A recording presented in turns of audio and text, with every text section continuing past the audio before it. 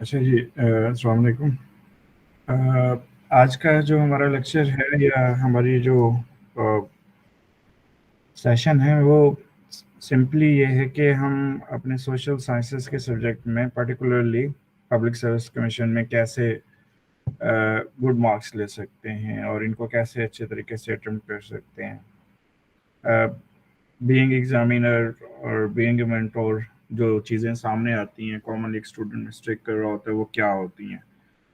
Sometimes student consciously इन चीज़ों के ऊपर काम कर रहा होता है और समटाइम ऐसा होता है कि कुछ स्टूडेंट हैं जो अनकॉन्शियसली इसके ऊपर काम कर रहे होते हैं। तो एक बात ध्यान में रखिएगा, क्योंकि हमारा जो क्वालिटी ऑफ एजुकेशन है वो इस काबिल नहीं है कि वो हमें एम्पावर कर सके राइटिंग स्किल में। अ, अब राइटिंग स्किल हम किसको कहते हैं और सीएसएस और पीएमएस में राइटिंग स्किल किस तरह की चाहिए, जो ज़रूरी है एक स्टूडेंट के लिए, या वो उनकी डिमांड क्या है। इन सारी चीज़ों को जब हम मद्देनज़र रखते हैं तो हमें कुछ चीज़ें ऐसी हैं जिनका ख्याल रखना पड़ता है। और पर्टिकुलरली क्रैमिंग होनी चाहिए, कर सकते हैं नहीं कर सकते, अच्छा क्रिएटिव राइटिंग कर सकते हैं नहीं कर सकते।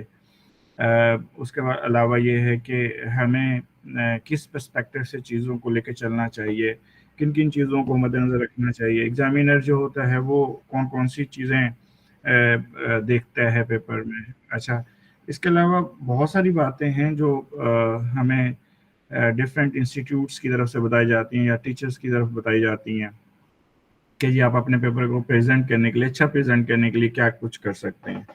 मोस्ट ऑफ द टाइम जो है वो ऐसी बातें हैं जिनका इन रियल सेंस में पेपर के साथ कोई लेना देना नहीं है, ठीक है। लेकिन स्टूडेंट्स और कुछ ऐसे टीचर्स हैं जो आप लोगों को ये सारी बातें बता रहे होते हैं और आप लोग उनको अनकॉन्शियसली या कॉन्शियसली फॉलो कर रहे होते हैं।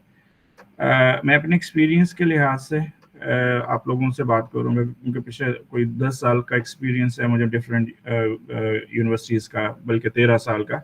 और पिछले 7-8 साल से पीएमएस और सीएसएस का जो स्टूडेंट्स का जो एक्सपीरियंस है, उस हवाले से ये सारी बातें मैं आपसे ये करूँगा कि स्टूडेंट कॉमनली मिस्टेक क्या करता है और उनको क्या ऐसा नहीं करना चाहिए और क्या करना चाहिए जिसकी वजह से वो पेपर में अच्छे मार्क्स ले सकता है। पहली बात तो ये है कि जितने हमारे यहाँ दो तरह की फैकल्टी है जो आप लोगों को एम्पावर कर रही होती है। एक तो आपके जो हैं सब्जेक्ट स्पेशलिस्ट होते हैं, जैसे कि यूनिवर्सिटी के प्रोफेसर हजरात हैं, और दूसरे हैं सीएसपीज।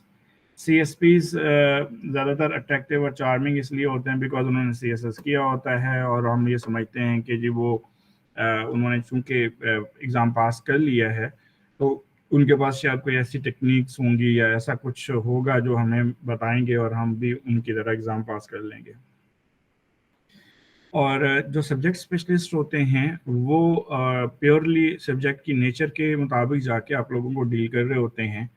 तो वो कंपैरेटिवली आपको ज़्यादा अच्छे से गाइड कर रहे होते हैं, और क्योंकि उनका ये कंसर्न है पेपर चेक करना और पढ़ाना, और साथ ज़ाहिर है जो आपके सीएसएस के पेपर होते हैं वो प्रोफेसर्स के पास जाते हैं, यूनिवर्सिटीज़ प्रोफेसर्स के पास जाते हैं। और याद रखिएगा वो कभी किसी सीएसपी या किसी भी और ऐसे नॉन प्रोफेशनल अप्रोच के पास पेपर आपके नहीं जा रहे होते। आपका पेपर बनता भी यूनिवर्सिटीज़ में है और चेक भी यूनिवर्सिटीज़ में होता है। तो लिहाजा जो सब्जेक्ट स्पेशलिस्ट आपको इन्फॉर्म कर सकते हैं पेपर अटेम्प्टिंग के बारे में, वो एक कॉमन सीएसपी जो है वो नहीं कर सकता। अच्छा, हाँ, वो सीएसपीज जिनका बैकग्राउंड टीचिंग के साथ है, फॉर एग्जांपल कोई लेक्चरर था उसने सीएसओ का एग्ज़ाम दे दिया, तो वो आपको अच्छा गाइड करेगा। और अदरवाइज बाकी जितने भी सीएसएस करके आप लोगों को टीच करवा रहे होते हैं, कर रहे होते हैं और आप लोगों को बता रहे होते हैं, उनको बेचारों को खुद नहीं मालूम होता कि वो कर क्या रहे हैं और उनका उनका खुद का पेपर किस तरह से चेक हुआ था। हाँ, लेकिन ये ज़रूर होता है कि उन्होंने ऐसा पेपर ज़रूर किया होता है जिसकी वजह से वो सेलेक्ट हुए हुए होते हैं।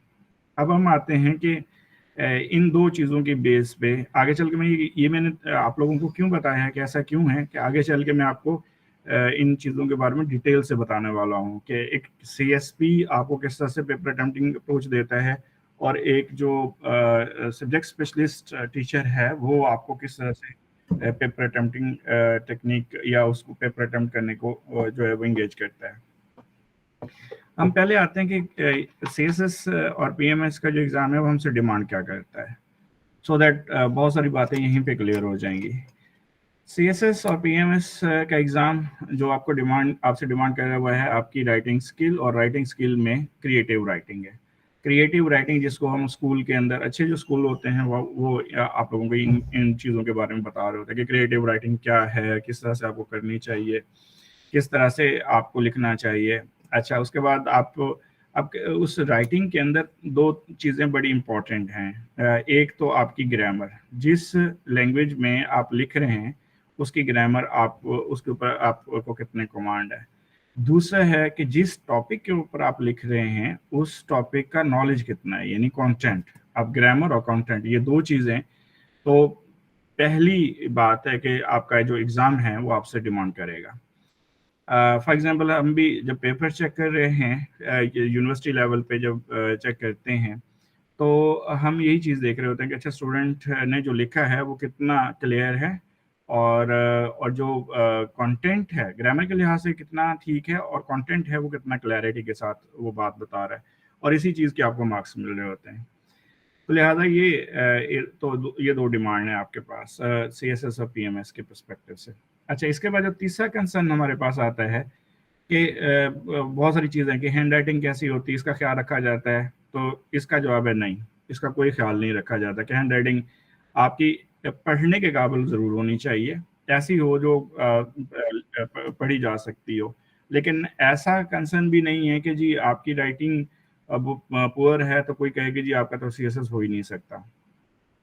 तो जो एग्जामिनर होता है ये उसकी ड्यूटी होती है कि उसने हर हाल में आपका पेपर पढ़ना है और उसको एवेल्युएट करना है, और इस सेंस में इस पर्सपेक्टिव से इतना एवेल्युएट किया जाना चाहिए कि आपके जितने हक बनता है मार्क्स का उतना आपको मिलना चाहिए। तो लिहाजा हैंड राइटिंग का पर्सपेक्टिव तो ये आ जाता है।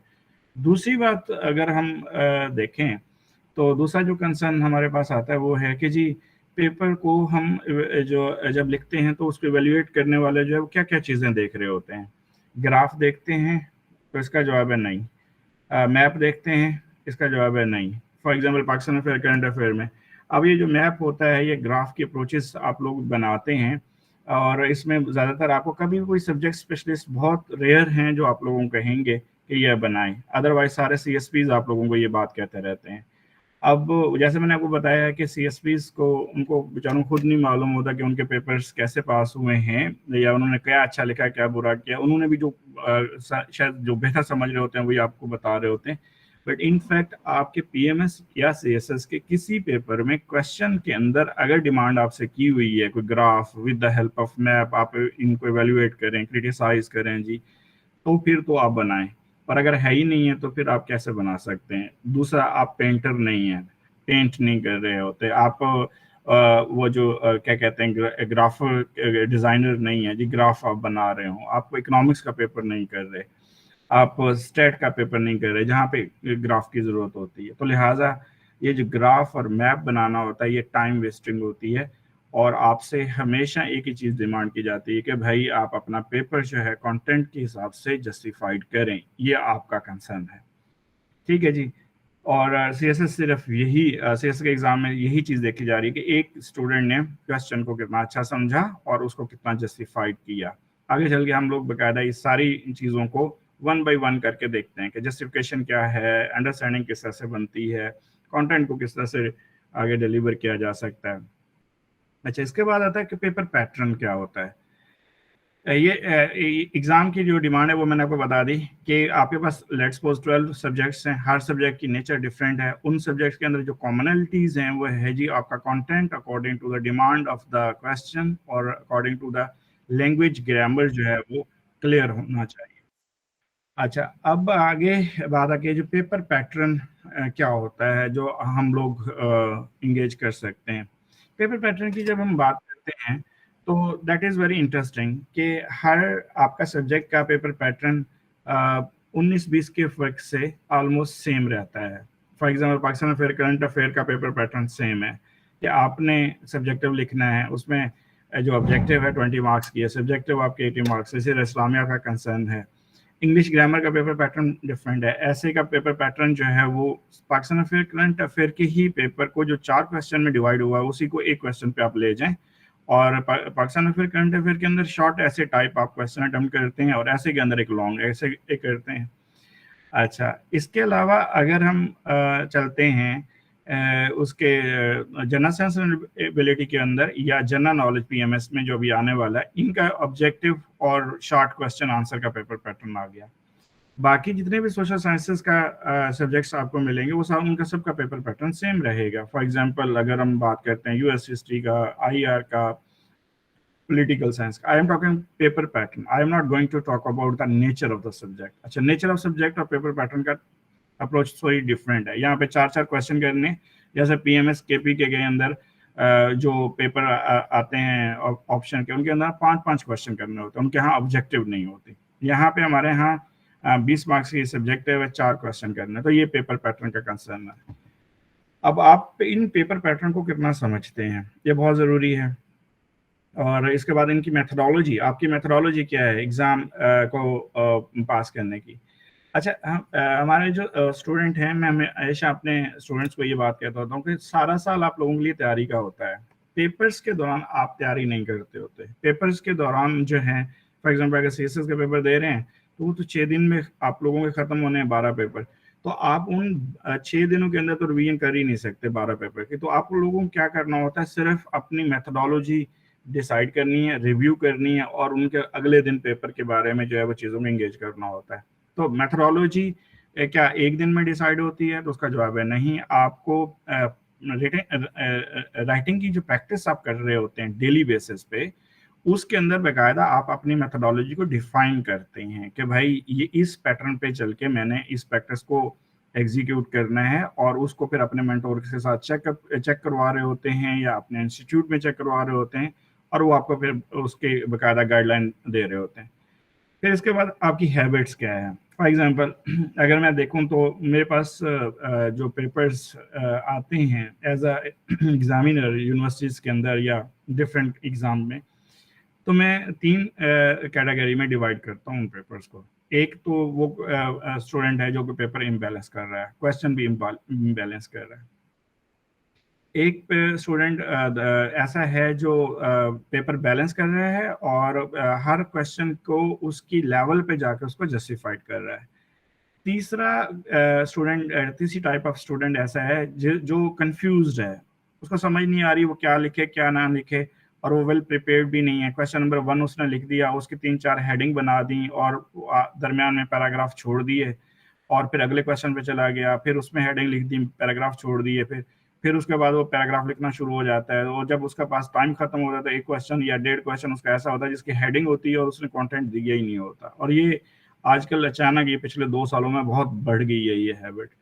तो इसके ऊपर हम देखते हैं कि ये किस नेचर के स्टूडेंट होते हैं और ये ऐसा क्यों करते हैं। फिर आपका मोरल, आप लोगों ने अक्सर अपने एकेडमिक लाइफ के अंदर बहुत सारे एग्ज़ाम दिए हैं, उनमें से कुछ एग्ज़ाम बहुत बेहतर हुए होंगे, कुछ एग्ज़ाम बहुत प्रॉब्लमेटिक हुए होंगे, जहाँ पे आप पैनिक कर गए होंगे, पेपर देखा होगा, प्रेशर में आए होंगे और फ़ौरन ही आप सरेंडर कर गए होंगे, जिसे कहते हैं हाथ पांव फूल जाना, वो हमारा हाल हुआ होगा। या कुछ ऐसा है कि जहाँ पे हमने पढ़ा ही नहीं था और हमारा मोरल बहुत हाई था, और हमने पेपर जितना नहीं पढ़ा था उससे कहीं ज़्यादा हम लोगों ने अपनी एक्सपेक्टेशन से कहीं ज़्यादा अच्छा कर लिया, और हमने कहा क्या बात है, बगैर पढ़े हमने पेपर किया और उसमें कितना अच्छे मार्क्स हमने ले लिए। अच्छा, तो ये it is all about your moral. तो उस सेंस में भी हम बात ये करेंगे कि एग्ज़ाम के दिनों में आपका मोरल जो है वो सबसे हाईएस्ट पीक पे होना चाहिए। उसकी रीज़न क्या होती है, अगर हम सेल्फ हेल्प की बुक्स देखें और साइकियाट्रिस्ट और साइकोलॉजिस्ट की अप्रोचेस को देखें और ड्यूरिंग द एग्ज़ाम वो क्या हमें बताते हैं, इन चीज़ों को अगर हम देखें तो वो हमें बताते हैं कि जब एग्ज़ाम आपके हों तो आपको अच्छा खाना चाहिए, अपने सेहत का खास ख्याल रखना चाहिए। अच्छा, उसके बाद अच्छा पहनना चाहिए आपको। अगर आप न्यू ड्रेसेस परचेज कर सकते हैं तो न्यू ड्रेसेस के अंदर जाके आपको एग्ज़ाम देना चाहिए, so that sense of security जो है वो आपके यहाँ मेंटेन रहे।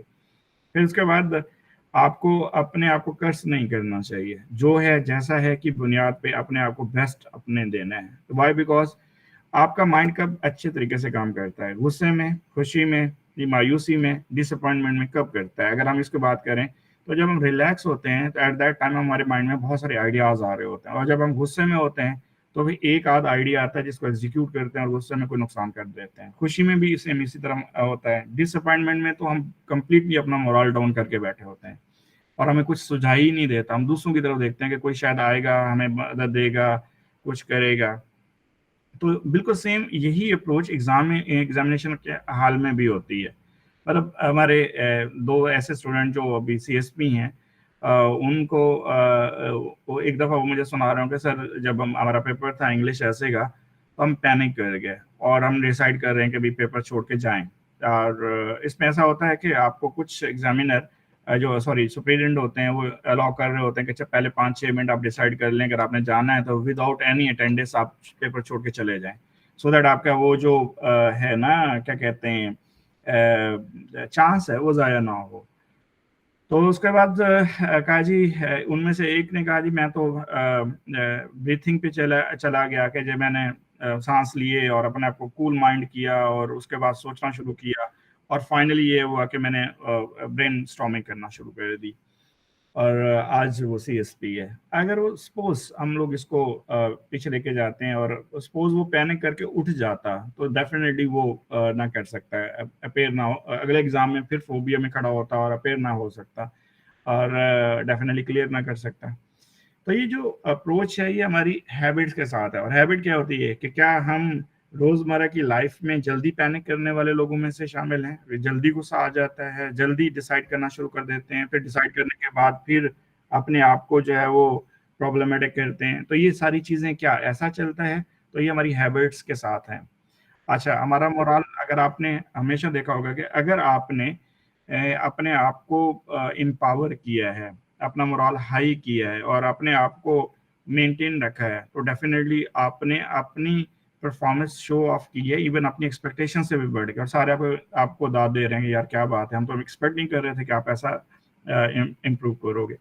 तो एग्जाम के अंदर ये सारी चीजें आपके साथ चलती हैं, और इसको मैं हमेशा बार बार कह रहा हूँ। सम टाइम कुछ लोग ऐसे होते हैं जो इनको मेंटेन रखते हैं, कुछ लोग होते हैं कि अनकॉन्शियसली इनको फील करते हैं, जब उनका मोरल हाई होता है परफॉर्म करते हैं, जब नहीं होता तो परफॉर्म नहीं करते। फिर आपका आईक्यू लेवल, ये बहुत मैटर कर रहा होता है एग्जाम के अंदर।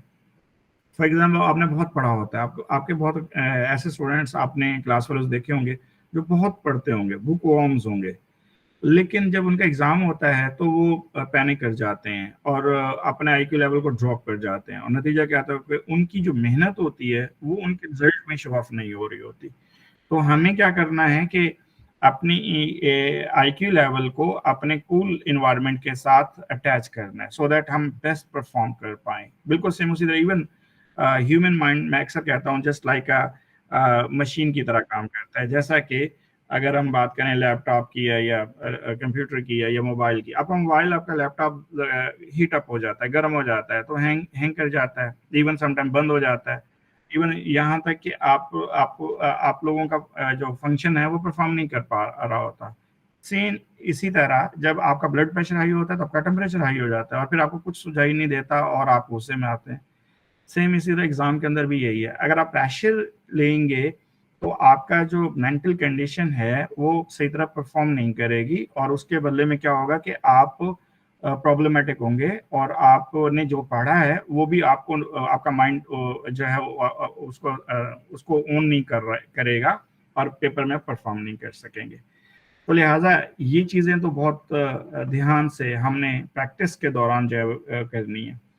हम अपने स्टूडेंट्स को खसूसन जब हमारी एक स्मार्ट क्लास चलती है उसके अंदर हम इसी तरह टफ टाइम दे रहे होते हैं और उनको प्रेशर में भी रखते हैं, सो दैट वो प्रेशर के अंदर आके अपने को परफॉर्म करना सीखें। उनको टफ टाइम भी मिल रहा होता है, उनका उनका डेली राइटिंग प्रैक्टिस, ये सारी चीज़ें चल रही होती है, और ये सारी चीज़ें उनकी राइटिंग के अंदर रिफ्लेक्ट भी हो रही होती है कि वो कितने टेंस हैं, कितने प्रेशर में हैं, कितना चीज़ों को इंगेज कर रहे हैं, कितना पोटेंशियल क्रिएट कर रहे हैं, क्या समटाइम वो बगैर पढ़े आते हैं तो टेस्ट उनको देना पड़ता है। तो अपने वो नॉलेज को जो उनके पास ऑलरेडी है उस टॉपिक के अंदर इनडायरेक्टली कनेक्ट कर पाते हैं या नहीं कर पाते हैं। कुछ कई दफ़ा ऐसा भी होता है जैसे कि लास्ट टाइम से सीएसएस के अंदर यूएस हिस्ट्री का पेपर आया और पेपर आया तो उसी सिलेबस के अंदर है, लेकिन उस पेपर को थोड़ा सा डिफिकल्ट उन्होंने बनाया। और उस ऐसी सूरत में क्या हुआ कि पेपर जब डिफिकल्ट आया तो ऐसे वो तमाम स्टूडेंट जो सिंगल बुक रीडर थे वो प्रॉब्लमेटिक होते चले गए, और उन्होंने पेपर को अकॉर्डिंग टू देयर पोटेंशियल या according to demand of paper नहीं कर सके। और ऐसे तमाम स्टूडेंट्स जो जो सिंगल बुक रीडर नहीं थे, बल्कि उन्होंने अपनी रीडिंग को एक्सटेंड किया हुआ था और उन्होंने उस पेपर को एंजॉय किया। अब ये सारी चीज़ें किससे चल रही होती हैं कि आपका 12 का 12 पेपर एक लेवल के नहीं है, एक जैसे नहीं है, और एक ही तरह के परफॉर्म नहीं हो सकते। और अगर अभी रिजल्ट आएगा सीएसएस का, देखिएगा आपको जो पास शुदगान लोग हैं उनमें से भी उनका एक आध पेपर फेल होगा, जैसे कि पाकिस्तान अफेयर, करंट अफेयर और जनरल साइंस एबिलिटी में। इस दफा पाकिस्तान अफेयर में जो सबको रगड़ा लगा है, और जो पास हैं वो भी एक्चुअली पाकिस्तान अफेयर के पेपर में फेल हैं। क्योंकि आपको मालूम है पाकिस्तान अफेयर, करंट अफेयर और जनरल नॉलेज का जो 3 पेपर है उनमें से कम्युलेटिव रिजल्ट बनता है, तो उसकी वजह से वो इंटरव्यू में गए हुए। अब हो क्या रहा है ये सारा कुछ, अगर हम देखें वो टेक्निकल फॉल्ट आया सीएसएस की तरफ से या एफपीएससी की तरफ से, वो अलग है, उस पे हम बहस में जाना नहीं चाहते। मेरे ख्याल में मैं 2019 या 20 के एक टॉपर का डीएमसी देख रहा था, उनका उसका भी पाकिस्तान अफेयर फेल था। अब सीएसएस में करंट अफेयर में उसका 57 से प्लस थे मार्क्स, और पाकिस्तान अफेयर उसका फेल था। अब ऐसा क्यों होता है? ऐसा उस वक्त होता है कि जरूरी नहीं कि आपके 12 के 12 पेपर एक ही लेवल पे चले जाएं। आपको कुछ पेपर बहुत डाउन रखते हैं और कुछ पेपर ऐसे हैं जो आपका स्टैंडर्ड अप रखते हैं। वो आपको मालूम होना चाहिए कि अच्छा हमारे पेपर की कौन से सब्जेक्ट की तैयारी कितनी अच्छी है, और कौन से सब्जेक्ट ऐसा है जिसको यार सिर्फ पास कर लें तो भी गनीमत होगा। तो ये सीएसएस का कल्चर में ये सारी चीजें ऐसे चलती हैं।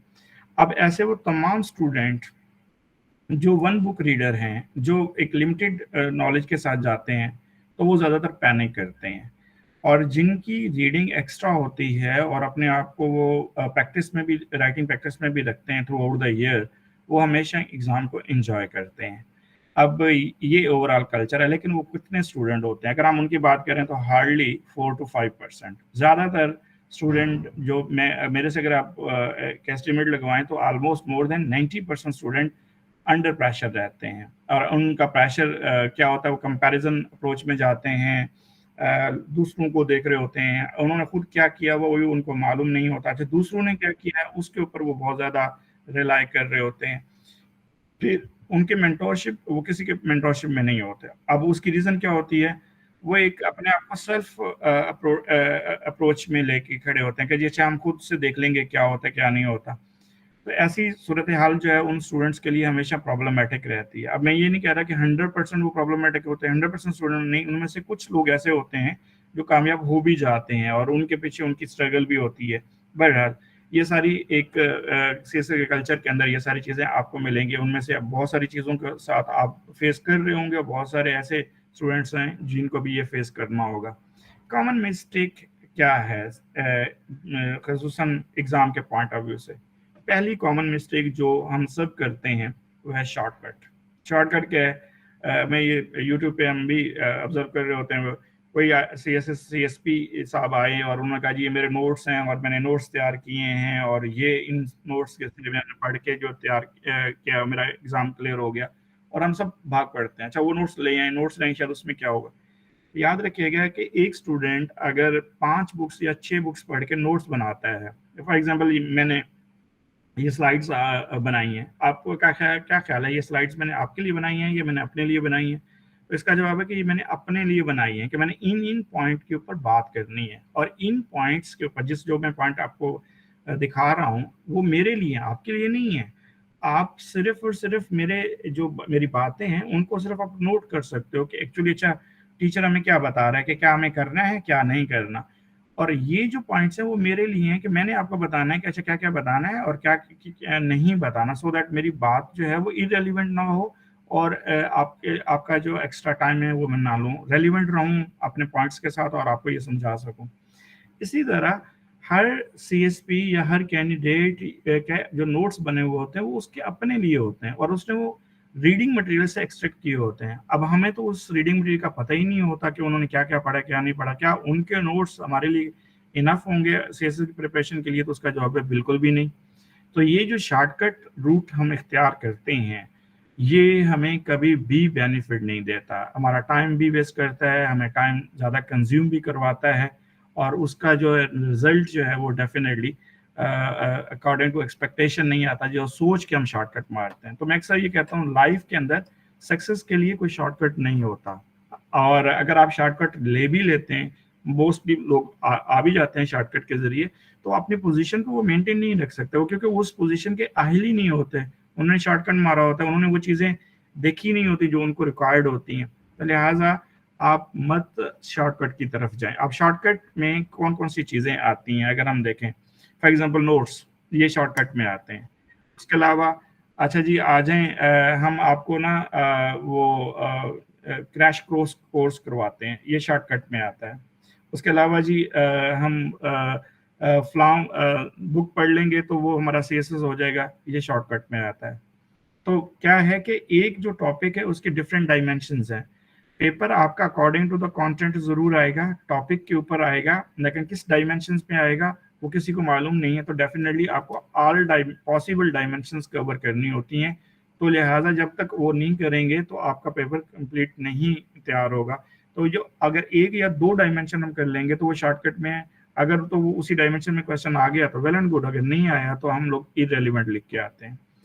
फिर उसके बाद जो अगला पर्सपेक्टिव हमारा आता है वो राइटिंग प्रैक्टिस का ना होना है।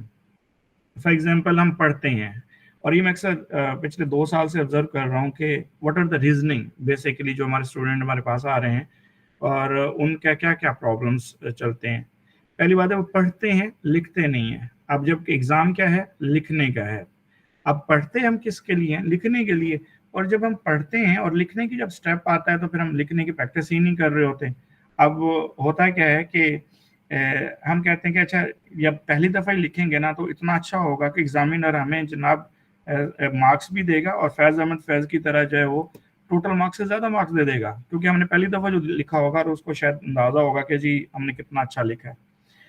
याद रखिएगा, ब्रूस ली का कॉल जो है ना वो मैं हमेशा कोट करता हूँ। वो कहता है कि मैं उस आदमी से नहीं डरता जिसके पास को 70-80 टेक्निक्स हैं किक मारने की या फाइट करने की। कहते मैं उस आदमी से डरता हूँ जिसके पास एक किक है, यानी कि एक ही तरीका है किक मारने का, और उसने 7,000 दफ़ा उसको प्रैक्टिस किया हुआ है, क्योंकि उसकी इतनी परफेक्शन होती है कि वो जब भी उसने मारना है तो अगले को जख्मी करना है या अगले को जो है ना अपने मुकाबले से आउट करना होता है। याद रखिएगा, विदाउट प्रैक्टिस आप परफेक्शन में नहीं जा सकते। हमारे स्टूडेंट मोस्टली राइटिंग फोबिया में खड़े होते हैं, जब भी लिखना चाहते हैं तो उनका दिल नहीं करता, मन नहीं करता। अच्छा उसके साथ साथ क्या चीज़ चल रही होती है, वो फोबिया में इस तरह से चले जाते हैं, एंग्जाइटी में चले जाते हैं। फिर ये पता नहीं मैंने ठीक लिखा है नहीं लिखा। अच्छा जब हम रफ वर्क करते हुए प्रैक्टिस करते हुए हमें मालूम नहीं है कि हमने ठीक लिखा है या गलत लिखा है, तो हम लोग एग्जाम में जाके कैसे इस बात को बावर कर लेंगे कि ठीक लिखा है। तो सादरा एग्जामिनर ने तो आपका जो पेपर है उसके अंदर कोई मार्क्स ही देने हैं ना आपको, और वो या तो वो पनिश करेगा मार्क्स के लिहाज से या आपको रिवॉर्ड देगा। वो आपकी जो है वो राइटिंग तो नहीं ठीक करने बैठा कि वो एक एक लफ्ज पढ़े और देखे और ये फलां करे कि जी ये गलत लिखा हुआ है, इसको इस तरह से लिखना चाहिए था, और ना ही आपको पेपर मिलते हैं देखने के लिए।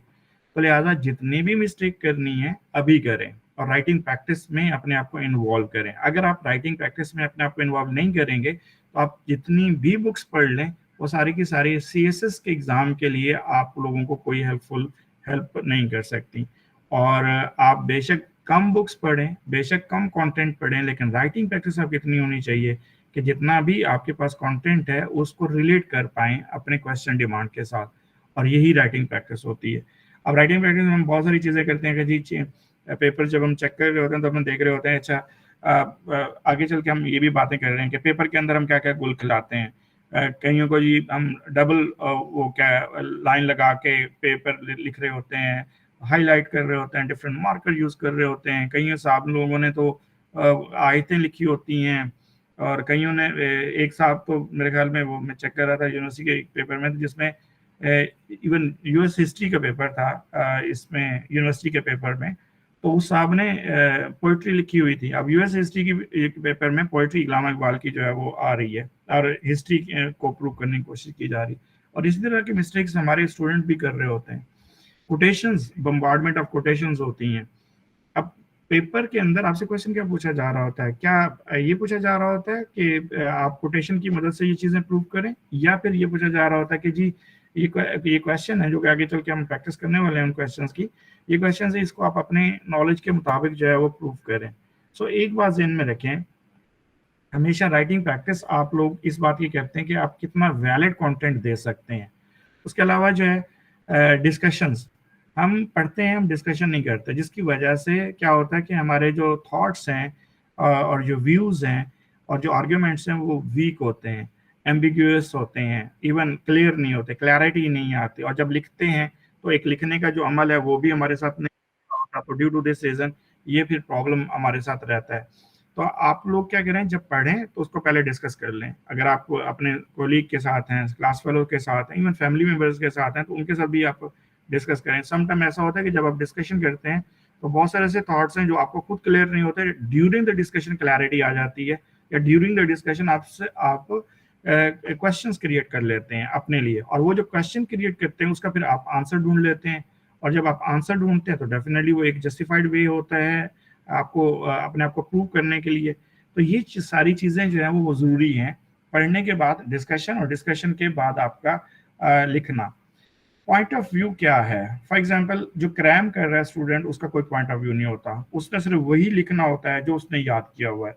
तो सीएसएस के अंदर क्या हम क्रैमिंग कर सकते हैं? तो इसका जवाब है 0% हमारे यहाँ क्रैमिंग है। वाई? बिकॉज हम कभी भी क्रैम करके चीजें नहीं लिख सकते। क्या सीएसएस के इस बात की कौन गारंटी देगा कि जो हमने क्रैम किया है वही पेपर में वही क्वेश्चन आएगा? तो लिहाजा टॉपिक तो वो हो सकता है, क्वेश्चन वो नहीं हो सकता। अब यहाँ पे दो तरह के स्टूडेंट हैं जो क्रैमिंग के परस्पेक्टिव से खड़े हैं। एक जो पूरा कंटेंट क्रैम करते हैं, दूसरा जो फैक्ट्स एंड फिगर्स क्रैम करते हैं। दोनों के दोनों इरेलीवेंट बना पाते हैं अपने कंटेंट को। तो लिहाजा रेलिवेंट बनाने के लिए आपको क्या करना है, क्रैमिंग से बाहर आना है और अपने अपने अपने आप को प्रूव करना है कि आपने क्वेश्चन को सही समझा है और क्वेश्चन की मेरिट के मुताबिक जो है वो चीज़ों को आप रिलेट कर पा रहे हैं या नहीं कर पा रहे हैं। कॉमनली मिस्टेक में से जो सबसे बड़ी मिस्टेक होती है हमारे यहाँ, वो होती है कोहेरेंस की एब्सेंस। क्या आपके जो कंटेंट है उसके अंदर कोहेरेंस नहीं होती? कोहेरेंस हम कहते कैसे हैं? कोहेरेंस का मतलब है कि जो पहला पैराग्राफ हमने लिखा है, दूसरे पैराग्राफ उसके साथ मिलता है, या दूसरा जो पैराग्राफ लिखा है वही लीड कर रहा है तीसरे पैराग्राफ में, उनके अंदर अपना रब्त कितना है। और अगर कोहेरेंस नहीं होती तो हम उसको कहते हैं जंपिंग। फिर आपके क्वेश्चंस के अंदर कोई जंपिंग आ जाती है अगर कोहेरेंस नहीं होगी, और ये ज्यादातर प्रॉब्लम क्रिएट होता है ऐसे के अंदर। पाकिस्तान अफेयर और करंट अफेयर के अंदर भी ये प्रॉब्लम रहते हैं कि जिनको कोहेरेंस नहीं आती, वैसे जिनको कोहेरेंस आती है वैसे में भी कोहेरेंट वे से चलते हैं, और जिनको कोहेरेंस का अंदाजा ही नहीं है कि कोहेरेंस होती क्या है, हम कंटेंट में कैसे डेवलप कर सकते हैं, तो वो तो हर पेपर में करते हैं। अब कोहेरेंस के एब्सेंस का मतलब जंपिंग। जंपिंग का कंसर्न क्या होता है कि आपने एक क्वेश्चन लिखा, जस्ट लाइक अगर हम बात करें जी nuclear politics in the South Asia, आपने एक पॉइंट लिख दिया अमेरिका का, दूसरा पॉइंट लिख दिया चाइना का, तीसरा पॉइंट लिख दिया ईरान का, चौथा पॉइंट लिख दिया इंडिया का, और इन चारों पॉइंट्स को अपने अपने पॉलिटिक्स के परस्पेक्टिव से किया। अब क्वेश्चन ये था कि what are the role of the regional and extra regional countries in the nuclear politics of the South Asia, let's suppose, और आपने साउथ एशिया के साथ इनको रिलेट ही नहीं किया, तो it means it is called the jumping. और ऐसे क्वेश्चंस को कभी भी मार्क्स नहीं मिलते, और अगर वो मिलेंगे भी तो हार्डली उनको 20% 30% के राउंड अबाउट मिलेंगे कि चलें यार समथिंग इज बेटर देन, लेकिन कुछ तो लिखा है ना। तो लिहाजा कोहेरेंस का होना जरूरी है। आप जब भी लिखें आप सेल्फ चेक भी कर सकते हैं। जब भी आप लिखें, मोस्ट स्टूडेंट जो हैं वो जब लिखते हैं तो खुद नहीं पढ़ते। अगर आप अपना लिखा हुआ खुद पढ़ लें, मतलब अगर आपने 1 घंटा जो आपने प्रैक्टिस की है, अपने ऊपर 5 मिनट जबर करके अपना ही लिखा हुआ अपने आप को पढ़ा लें, तो भी आपको समझ आ जाएगी कि अच्छा आपने कहाँ कहाँ मिस्टेक की है। और चेक करें इस तर्ज पे कि आप किसी का पेपर चेक करें और उसमें से मिस्टेक ढूंढेंगे। तो सबसे पहली जो मिस्टेक मेरे पास जब हम स्टूडेंट आते हैं तो मैं जो करता हूँ वो यही है ऐसे के पेपर में या पाकिस्तान के करंट अफेयर के पेपर में इवेल्युएट जो कर रहा होता हूँ कि इसमें कोहेरेंस कितनी है, जंपिंग तो नहीं है। अगर जंपिंग है तो पहली बात तो ये है कि भाई कोहेरेंट अप्रोच अडॉप्ट करो। कोहेरेंट अप्रोच अडॉप्ट करने के लिए आपको क्या करना चाहिए, क्या करना नहीं चाहिए, इसके लिए हम लोग नेक्स्ट संडे में एक सेशन अरेंज करेंगे। पर्टिकुलरली हमारे इंग्लिश के जो टीचर हैं वो आपको समझाएंगे कि अच्छा हम कोहेरेंस कैसे जो है वो पैदा कर सकते हैं अपने कंटेंट के अंदर। उसके अलावा जी हमारे यहाँ लॉजिक्स नहीं होती। लॉजिक का मतलब क्या होता है, ये ज़्यादातर हम फिलॉसफी में पढ़ते हैं। मंतक का मतलब क्या होता है कि हम रीजनिंग प्रोवाइड करते हैं कि ये बात हम क्यों कर रहे हैं। फॉर एग्जांपल अभी जितनी भी मैंने बातें की हैं उसके पीछे मैंने कोई ना कोई आपको लॉजिक दी है। अब लॉजिक और मंतक डेफिनेटली ये दो ये पॉइंट ऐसा है जो आपका सोशल साइंस का जो सब्जेक्ट है वो डिमांड करता है। विदाउट लॉजिक आप कभी भी अपने स्टैंस को जस्टिफाइड नहीं कर सकते। तो इसमें क्या होता है कि एक आर्ग्यूमेंट आप बिल्ड करते हैं हर पैराग्राफ के अंदर, जिसको आप सेंटेंस ऑफ द पैराग्राफ कहते हैं, और उसके बाद उसकी एक्सप्लेनेशन जो दे रहे होते हैं तो उसके अंदर आप लॉजिक जो है वो आप पेश कर रहे होते हैं। और सबसे ज़्यादा ऐसे का पेपर ये डिमांड करता है। अच्छा, ऐसे का पेपर सबसे ज़्यादा आसान होता है चेक करने के लिए एग्जामिनर के पर्सपेक्टिव से। सिर्फ उसने 3 चीज़ें देखनी है। आपने कौन सा टॉपिक चूज किया है ऐसे का, अच्छा उस टॉपिक को जस्टिफाई करने के लिए आपने थीसिस स्टेटमेंट क्या दी है, देन जो आपने अगला करना है कि आपने आउटलाइन क्या बनाई है। हार्डली 30 सेकंड से लेकर 1 मिनट के अंदर आपका ऐसे का पेपर चेक हो जाता है कि यार ये इसको पास करना है कि नहीं करना। उसके बाद 1-2 पैराग्राफ वो पढ़ लेता है तो पता चल जाता है कि अच्छा आपने जो बातें लिखी हैं आउटलाइन के अंदर और अपने इंट्रो पैराग्राफ के अंदर वो आगे चल के आपने आसानी से जो है वो कन्वे किया। अब पाकिस्तान में फिर करंट अफेयर का पेपर के बारे में अगर बात मैं करूं तो सेम यही पैटर्न है कि जी आप की आउटलाइन देख लीजिए, हेडिंग देख लीजिए और उसके बाद 1-2 पैराग्राफ देख लीजिए और पता चल जाता है कि अच्छा स्टूडेंट किस लेवल का है और इसको कितना आप मार्क्स दे सकते हैं। सो पहली बात जो अगर हम करें कि किस तरह से हम आर्ग्यूमेंट बिल्ड कर सकते हैं, लेट्स सपोज आगे चल के ये मैं सारे जो एग्जांपल अभी हम कोट कर रहे हैं ये इन द एंड हम एक क्वेश्चन पकड़ेंगे, उस क्वेश्चन के अंदर आर्ग्यूमेंट बिल्ड करने की कोशिश करेंगे और इवन मैं सारी चीजें आपको समझाता हूँ, आप जरा सब्र करके चीजें नोट करते जाएं कि इनफैक्ट हम जो बातें कर रहे हैं वो हैं क्या, इसको किस तरह से हम लोग रिलेट कर सकते हैं अपने क्वेश्चंस के साथ। आगे चल के मैं आपको 4 to 5 क्वेश्चन प्रैक्टिस भी करवाता हूँ इन सारी चीजों की बेस पे। अच्छा, अब हम करते हैं क्या जी, आर्ग्यूमेंट्स जो हैं वो हमने कैसे डिलीवर करना है और उन आर्ग्यूमेंट्स को कैसे हमने प्रूव करना होता है। और याद रखिएगा arguments always based over over question demand. और क्वेश्चन डिमांड कौन डिफाइन करता है, वो क्वेश्चन के अंदर जो कीवर्ड्स होते हैं वो डिफाइन करते हैं। अब कीवर्ड्स क्या हैं ये भी आगे चल के हम बात करते हैं कि कीवर्ड्स क्या हैं और कीवर्ड्स हमें कैसे डिफाइन करते हैं कि ये क्वेश्चन क्या हमें बता रहा है, किस नेचर का क्वेश्चन है और हमने इसको किस तरह से जस्टिफाइड करना है। सो आर्ग्यूमेंट्स जो हैं वो बहुत जरूरी होते हैं। विदाउट आर्ग्यूमेंट, अच्छा आर्ग्यूमेंट कौन देता है कौन नहीं देता इस पे भी हम अभी बात कर रहे हैं। हर वो स्टूडेंट जो क्रैम करता है उसके पास आर्ग्यूमेंट नहीं होता है क्योंकि उसने वही लिखना है जो उसने याद किया है। और ऐसा स्टूडेंट जिसने बहुत पढ़ा है उसके पास आर्ग्यूमेंट होते हैं। अब आर्ग्यूमेंट जिसने पढ़ा है और प्रैक्टिस नहीं की, वो जब आर्ग्यूमेंट लिखने बैठेगा तो उसका जो वर्डिंग है वो आर्ग्यूमेंट को सही तरह से कन्वे नहीं कर पाएंगे। तो यहाँ पे कंटेंट मैटर जो रिलेटेड इश्यूज हैं वो आपके आ जाएंगे, ग्रामर रिलेटेड इश्यूज आ जाएंगे, उसके अलावा इम्प्रॉपर वर्डिंग्स आ जाएंगी। इम्प्रॉपर वर्डिंग क्या है कि जो आर्ग्यूमेंट में आपको सुटेबल वर्डिंग चाहिए थी अपने आर्ग्यूमेंट को प्रूव करने के लिए, वो कैब ना होने की वजह से आपके पास वो नहीं है, जिसकी वजह से आपका आर्ग्यूमेंट जो है वो जस्टिफाइड नहीं है। अच्छा, अब ये आर्ग्यूमेंट्स रिलेटेड प्रॉब्लम रहते हैं। क्रैमर जो है, क्रैमर, अच्छा फिर बताता चलूं क्रैमर कौन होते हैं, हम क्रैमर किसको कहते हैं इस प्रिपरेशन के अंदर। फॉर एग्जाम्पल आप कोई एक बुक पढ़ते हो, किसी अपनी एकेडमी, जिस एकेडमी में आप पढ़ रहे हो उस एकेडमी की कोई एक बुक आपने पकड़ी है, वो एकेडमी वालों ने दी है, आप उसी को बस आपने पढ़ा है और उसी को देखते चले जाते हैं। बीइंग एग्जामिनर अगर मैं बात करूं तो जब हम पेपर चेक कर रहे होते हैं यूनिवर्सिटीज के अंदर तो देख रहे होते हैं कि अगर 50-60 पेपर एक क्लास के अंदर स्टूडेंट हैं तो उनमें से ऑलमोस्ट जो नोट्स हमने दिए हैं या हमने बुक दी है वो सारे के सारे पेपर उसी तरह के लिखे हुए होते हैं, सारी कॉमनलिटीज हैं, यूनिफॉर्मिटी है, तो आप उनको कैसे वेरिएशन में लेके जाएंगे मार्क्स में। आप अक्सर देखेंगे जो डीएमसीज हैं, जो फिल शुदगान अपने डीएमसी शो ऑफ कर रहे होते हैं फेसबुक के अंदर, तो एक सीरीज चल रही है। यूएस हिस्ट्री का पेपर है तो 30 से 40 मार्क्स आए हुए हैं, अगर यूरोपियन हिस्ट्री का पेपर है तो 40 से 50 मार्क्स आए हुए हैं, अगर अच्छा जी इंडो पाक हिस्ट्री का पेपर है तो इतनी सीरीज चल रही है सबकी। नतीजा क्या होता है, वो एक ही जैसे यूनिफॉर्मिटी उन्होंने लिखी हुई होती है, तो एग्जामिनर फिर मजबूर हो जाता है एक जैसे मार्क्स देने में उनको भी। तो याद रखिएगा, आपका पेपर डिफ्रेंशिएट कैसे होगा बाकियों से, जब आप वो कंटेंट नहीं पढ़ेंगे, वो कंटेंट नहीं लिखेंगे जो बाकी लिख रहे हैं। अब बाकी जो कंटेंट है वो कौन सा है? एक एकेडमी में अगर आप 200 स्टूडेंट पढ़ रहे हैं और उन्होंने एक ही बुक सबको दी हुई है, तो 200 के 200 स्टूडेंट तो वही लिख रहे हैं। अच्छा, इसी तरह आप बाजारी कोई बुक्स इंगेज कर रहे हैं तो भी, तो हम ड्यू टू दिस रीजन हम अपने स्टूडेंट्स को हमेशा रिसर्च पेपर्स पे लेके चलते हैं। अगर आप हमारे यूट्यूब चैनल को देखते हैं या फेसबुक को, तो उसके ऊपर हम देखें कि हमने हर रोज एक टॉपिक की रीडिंग्स आप लोगों को दे रहे होते हैं रिसर्च पेपर्स के बेस पे, और वो रिसर्च पेपर डेफिनेटली 20-30 पेज के हैं एक टॉपिक के ऊपर। अब वो स्टूडेंट जो 3 पेज पढ़ने वाला है वो 20 पेज क्यों पढ़ेगा? और जब वो 20 पेज नहीं पढ़ेगा या सिर्फ 3 पेज पढ़ेगा, तो 3 पेज पढ़ने वाला कितना लिख सकेगा?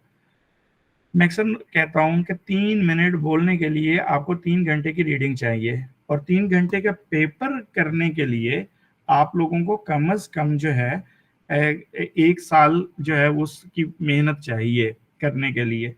तो अब होता क्या है कि हम तो बस 3 पेज पढ़ के तो जाके जस्टिफाइड करने वाले हैं पेपर को कि जी हम ऐसा जैसा लिख देंगे।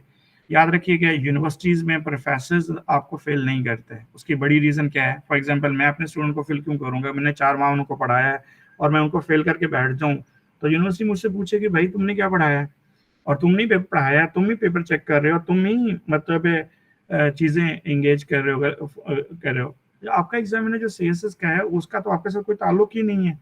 तो फाइनली क्या है, वो आपको हमेशा जो है इवेल्युएट क्रिटिकली देखेगा और देखेगा कि इसने कंटेंट कितना है। नहीं, अब एक पेपर के अंदर एक स्टूडेंट ने लिखे हैं 3 पेज, और उसी पेपर के अंदर एक स्टूडेंट ने लिखे हैं 15 पेज, तो आप ही बताएं, अगर आप एग्जामिनर हो तो किसको ज्यादा मार्क्स देंगे?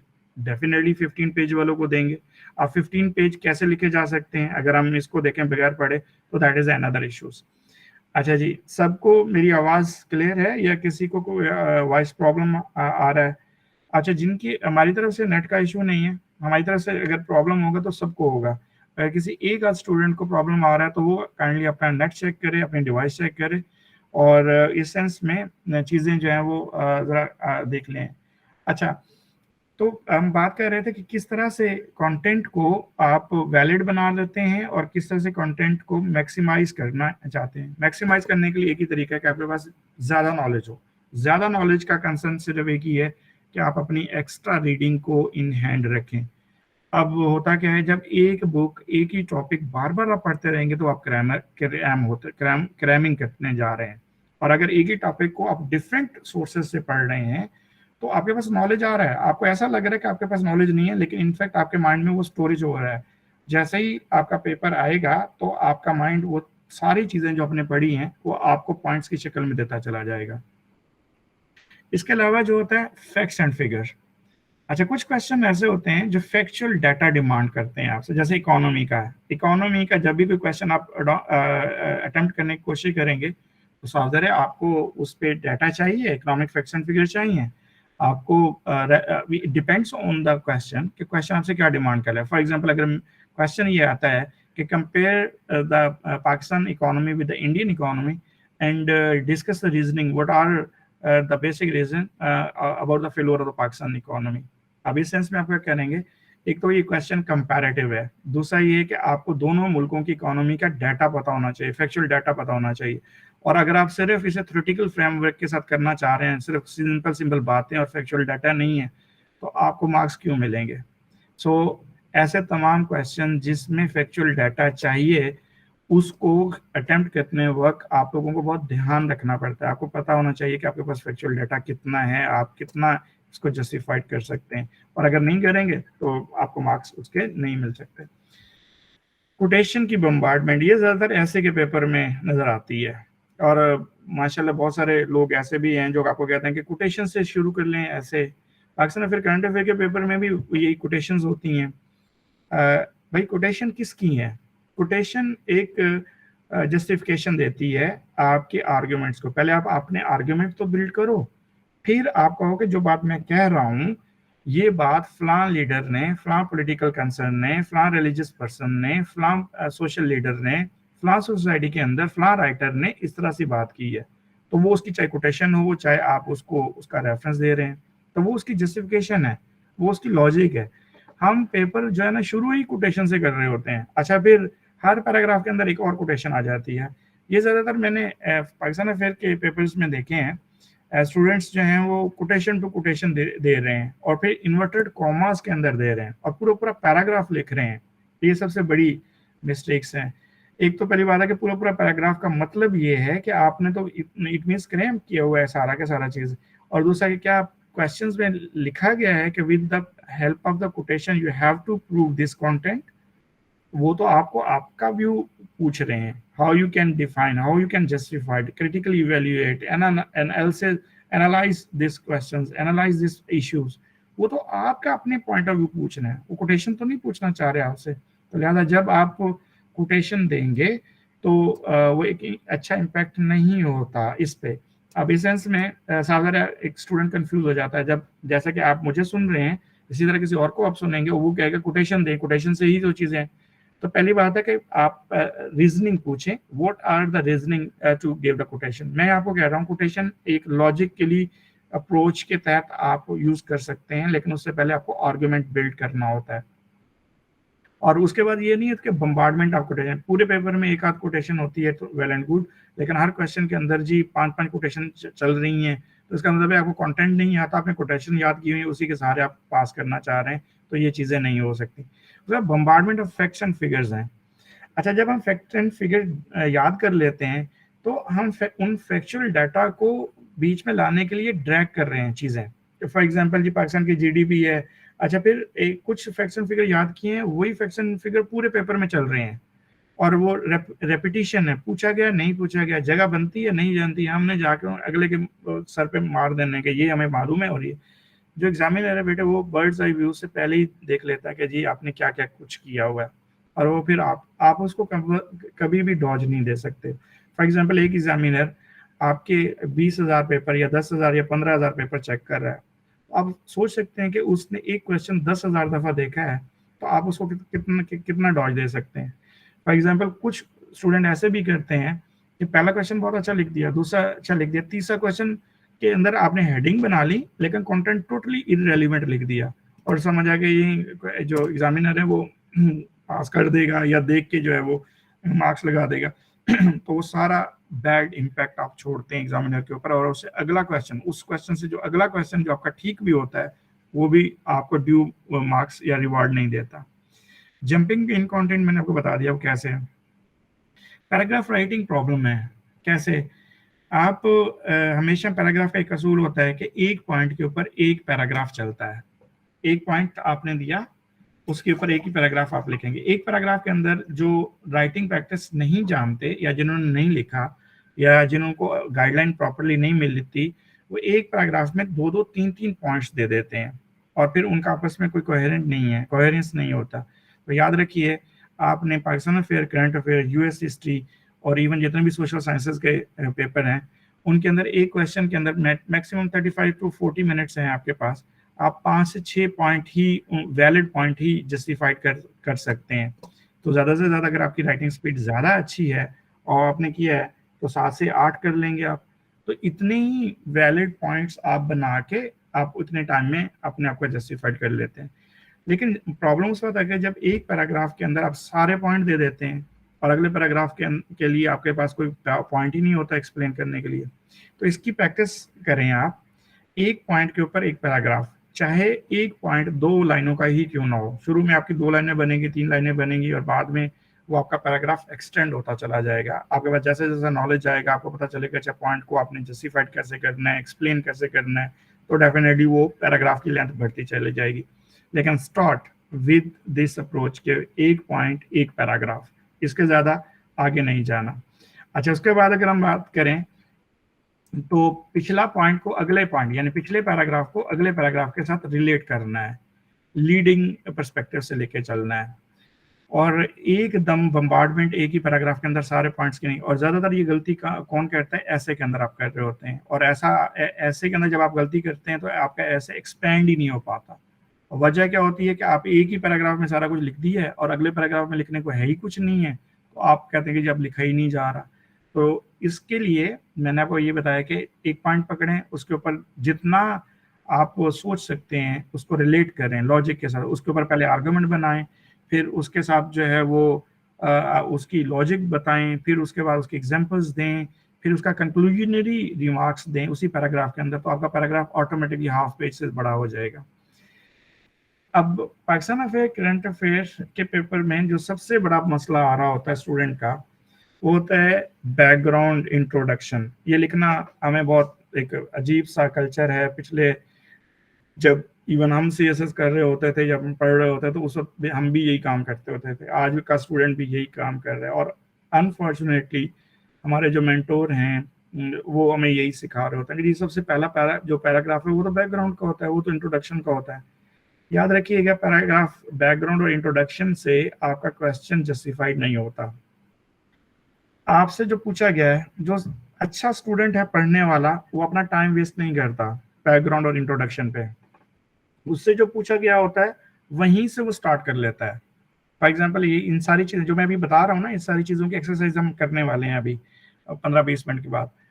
अच्छा स्टूडेंट क्या करता है कि वो क्वेश्चन को देखता है, जज करता है कि क्वेश्चन डिमांड क्या कर रहा है। जो क्वेश्चन डिमांड कर रहा है उसके कीवर्ड्स देखता है और उसी कीवर्ड से अपनी चीजों को शुरू कर लेता है इंगेज करना, और वहीं से वो उसका इंट्रो भी बन जाता है, और वहीं से वो अपना कंटेंट डेवलप करना शुरू करता है। अब एक स्टूडेंट पहले 10 मिनट इंट्रोडक्शन पे लगाता है या बैकग्राउंड पे लगाता है, उसके बाद पीछे उसके पास 25 मिनट्स लग गए, 5 मिनट्स वो देगा जी कंक्लूजन को, उसके बाद पीछे कितने 20 मिनट्स रह गए। 20 मिनट्स में 10 मिनट वो इरेलीवेंट चीजें लिखेगा, और हार्डली 10 मिनट में उसका एक या दो पैराग्राफ होगा जो रेलिवेंट होगा। नतीजा क्या हुआ? पूरा क्वेश्चन का 20 या 25% रेलिवेंट कंटेंट है, बाकी सारा का सारा इरेलीवेंट है, या बैकग्राउंड पे है, या इंट्रोडक्शन पे है, कंक्लूजन पे है, या आप उस प्रॉपर जो पॉइंट टारगेट को हिट करने के लिए जो आपने दिया वो सारा एक या दो पैराग्राफ है। अब आपके पास पेपर हो, लेट्स सपोज आप एग्जामिनर हो, और एक पेपर ऐसा है कि जो आपने पूछा है वो सारा कंटेंट उसने वही लिखा है, उसने कोई इंट्रो नहीं दिया, कोई उसने बैकग्राउंड नहीं दिया, और टू द पॉइंट उसने बात की है, और उसमें 8-9 पॉइंट वैलिड पॉइंट दे दिए। और एक ऐसा पेपर पढ़ा जिसमें सिर्फ 2 पॉइंट है या 3 पॉइंट है रेलिवेंट, तो आप खुद किसको मार्क्स ज़्यादा देंगे? डेफिनेटली उसने जिसने ज़्यादा पॉइंट दिए हैं, जिसने ज़्यादा वैलिड लिखा है। तो पहली बात यह है कि जब भी राइटिंग प्रैक्टिस अपनी करें आप इंट्रोडक्शन में बैकग्राउंड की सोच को अडॉप्ट करके नहीं अटेम्प्ट करें। आप सिर्फ और सिर्फ जो पॉइंट्स आपके सामने हैं उससे रेलिवेंट नॉलेज एक्सट्रैक्ट करें और उस पर लिखना शुरू कर दें। आपको खुद से अंदाजा हो जाएगा अच्छा कि मेरे पास कितना रेलिवेंट मटेरियल है और कितना रेलिवेंट इरेलीवेंट मटेरियल है, कितना हम लिख सकते हैं, कितना नहीं लिख सकते। उसके बाद नैरेटिव अप्रोच होती है।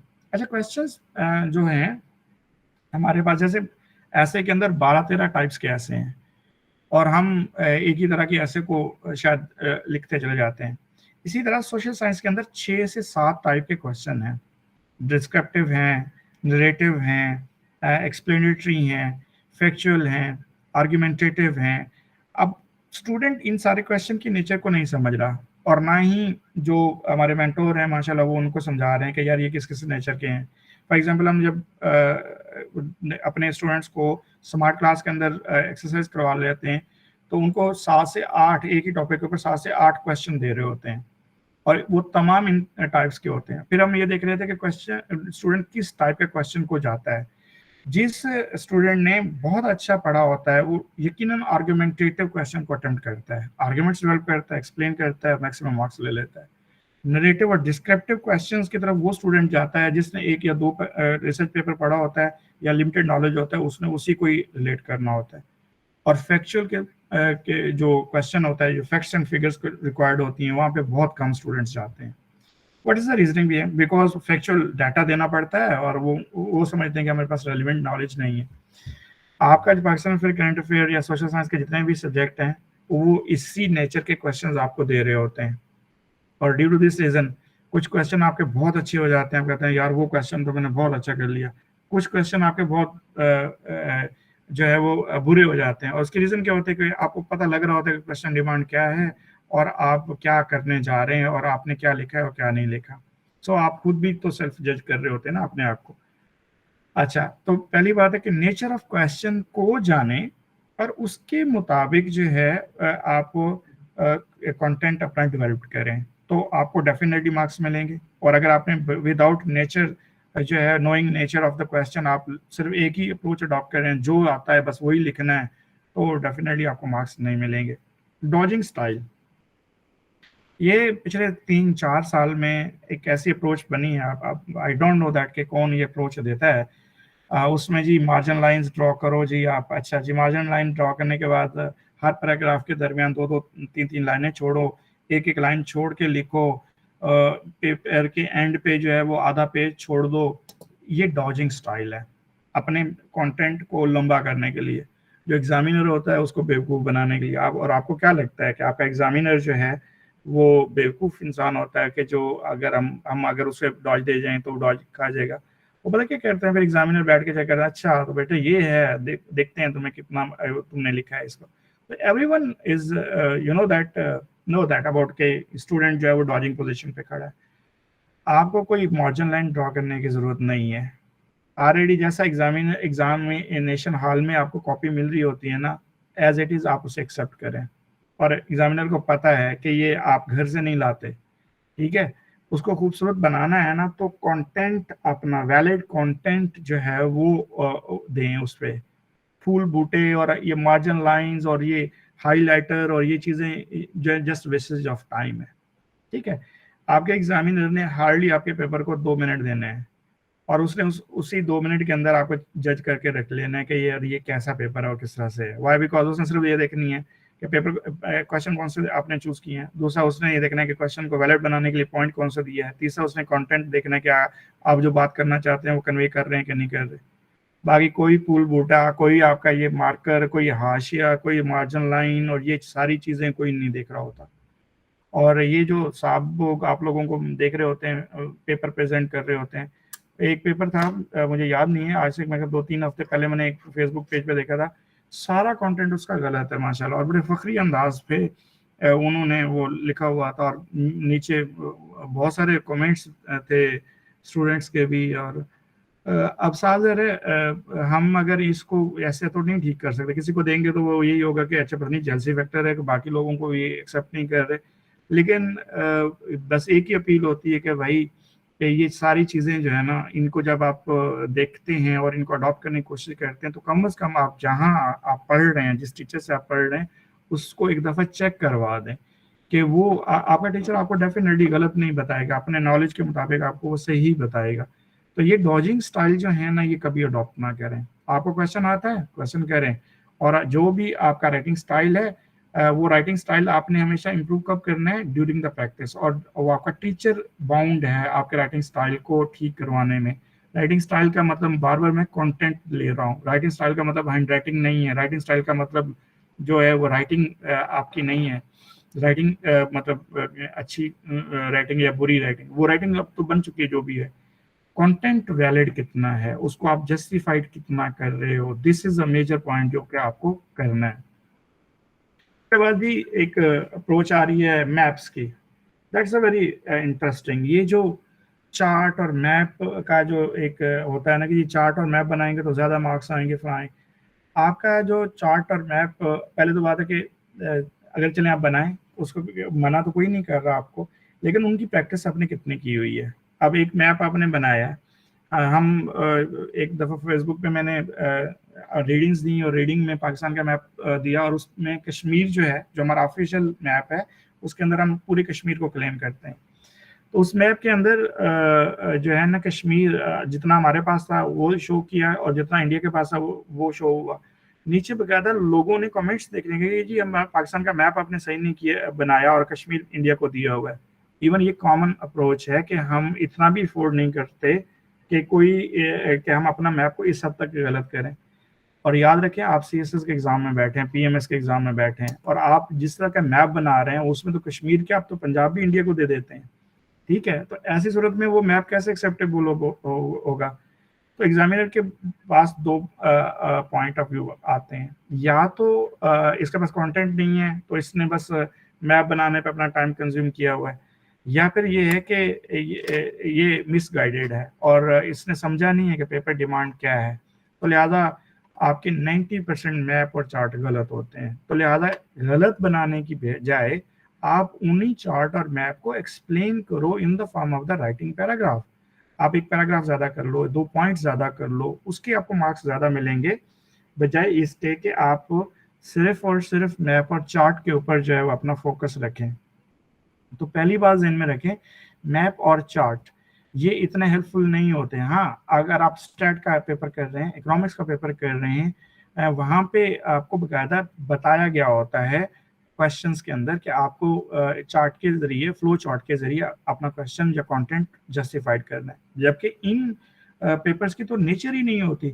और एक हमारे स्टूडेंट हमारे पास आए, उन्होंने तो बताया कि एक इंस्टीट्यूट ने बकायदा उनको कहा कि जी ऐसे के अंदर भी आप मैप और चार्ट बनाएं। और अब सुन सुन के इंसान हैरान हो जाता है, वाह क्या बात है, अब हम क्या किसी को कुछ कह सकते हैं, हर आदमी का अपना अपना पर्सपेक्टिव है। ऐसे के अंदर मैप और चार्ट कौन बनाता है? आप क्या न्यूज़पेपर आर्टिकल लिख रहे हैं, आप रिसर्च आर्टिकल लिख रहे हैं, आप तो एग्जामिनेशन जो है वो पेपर अटेम्प्ट कर रहे हैं। सो एक और जो हमारा प्रॉब्लम है कि हम प्रॉपर प्लानिंग नहीं करते।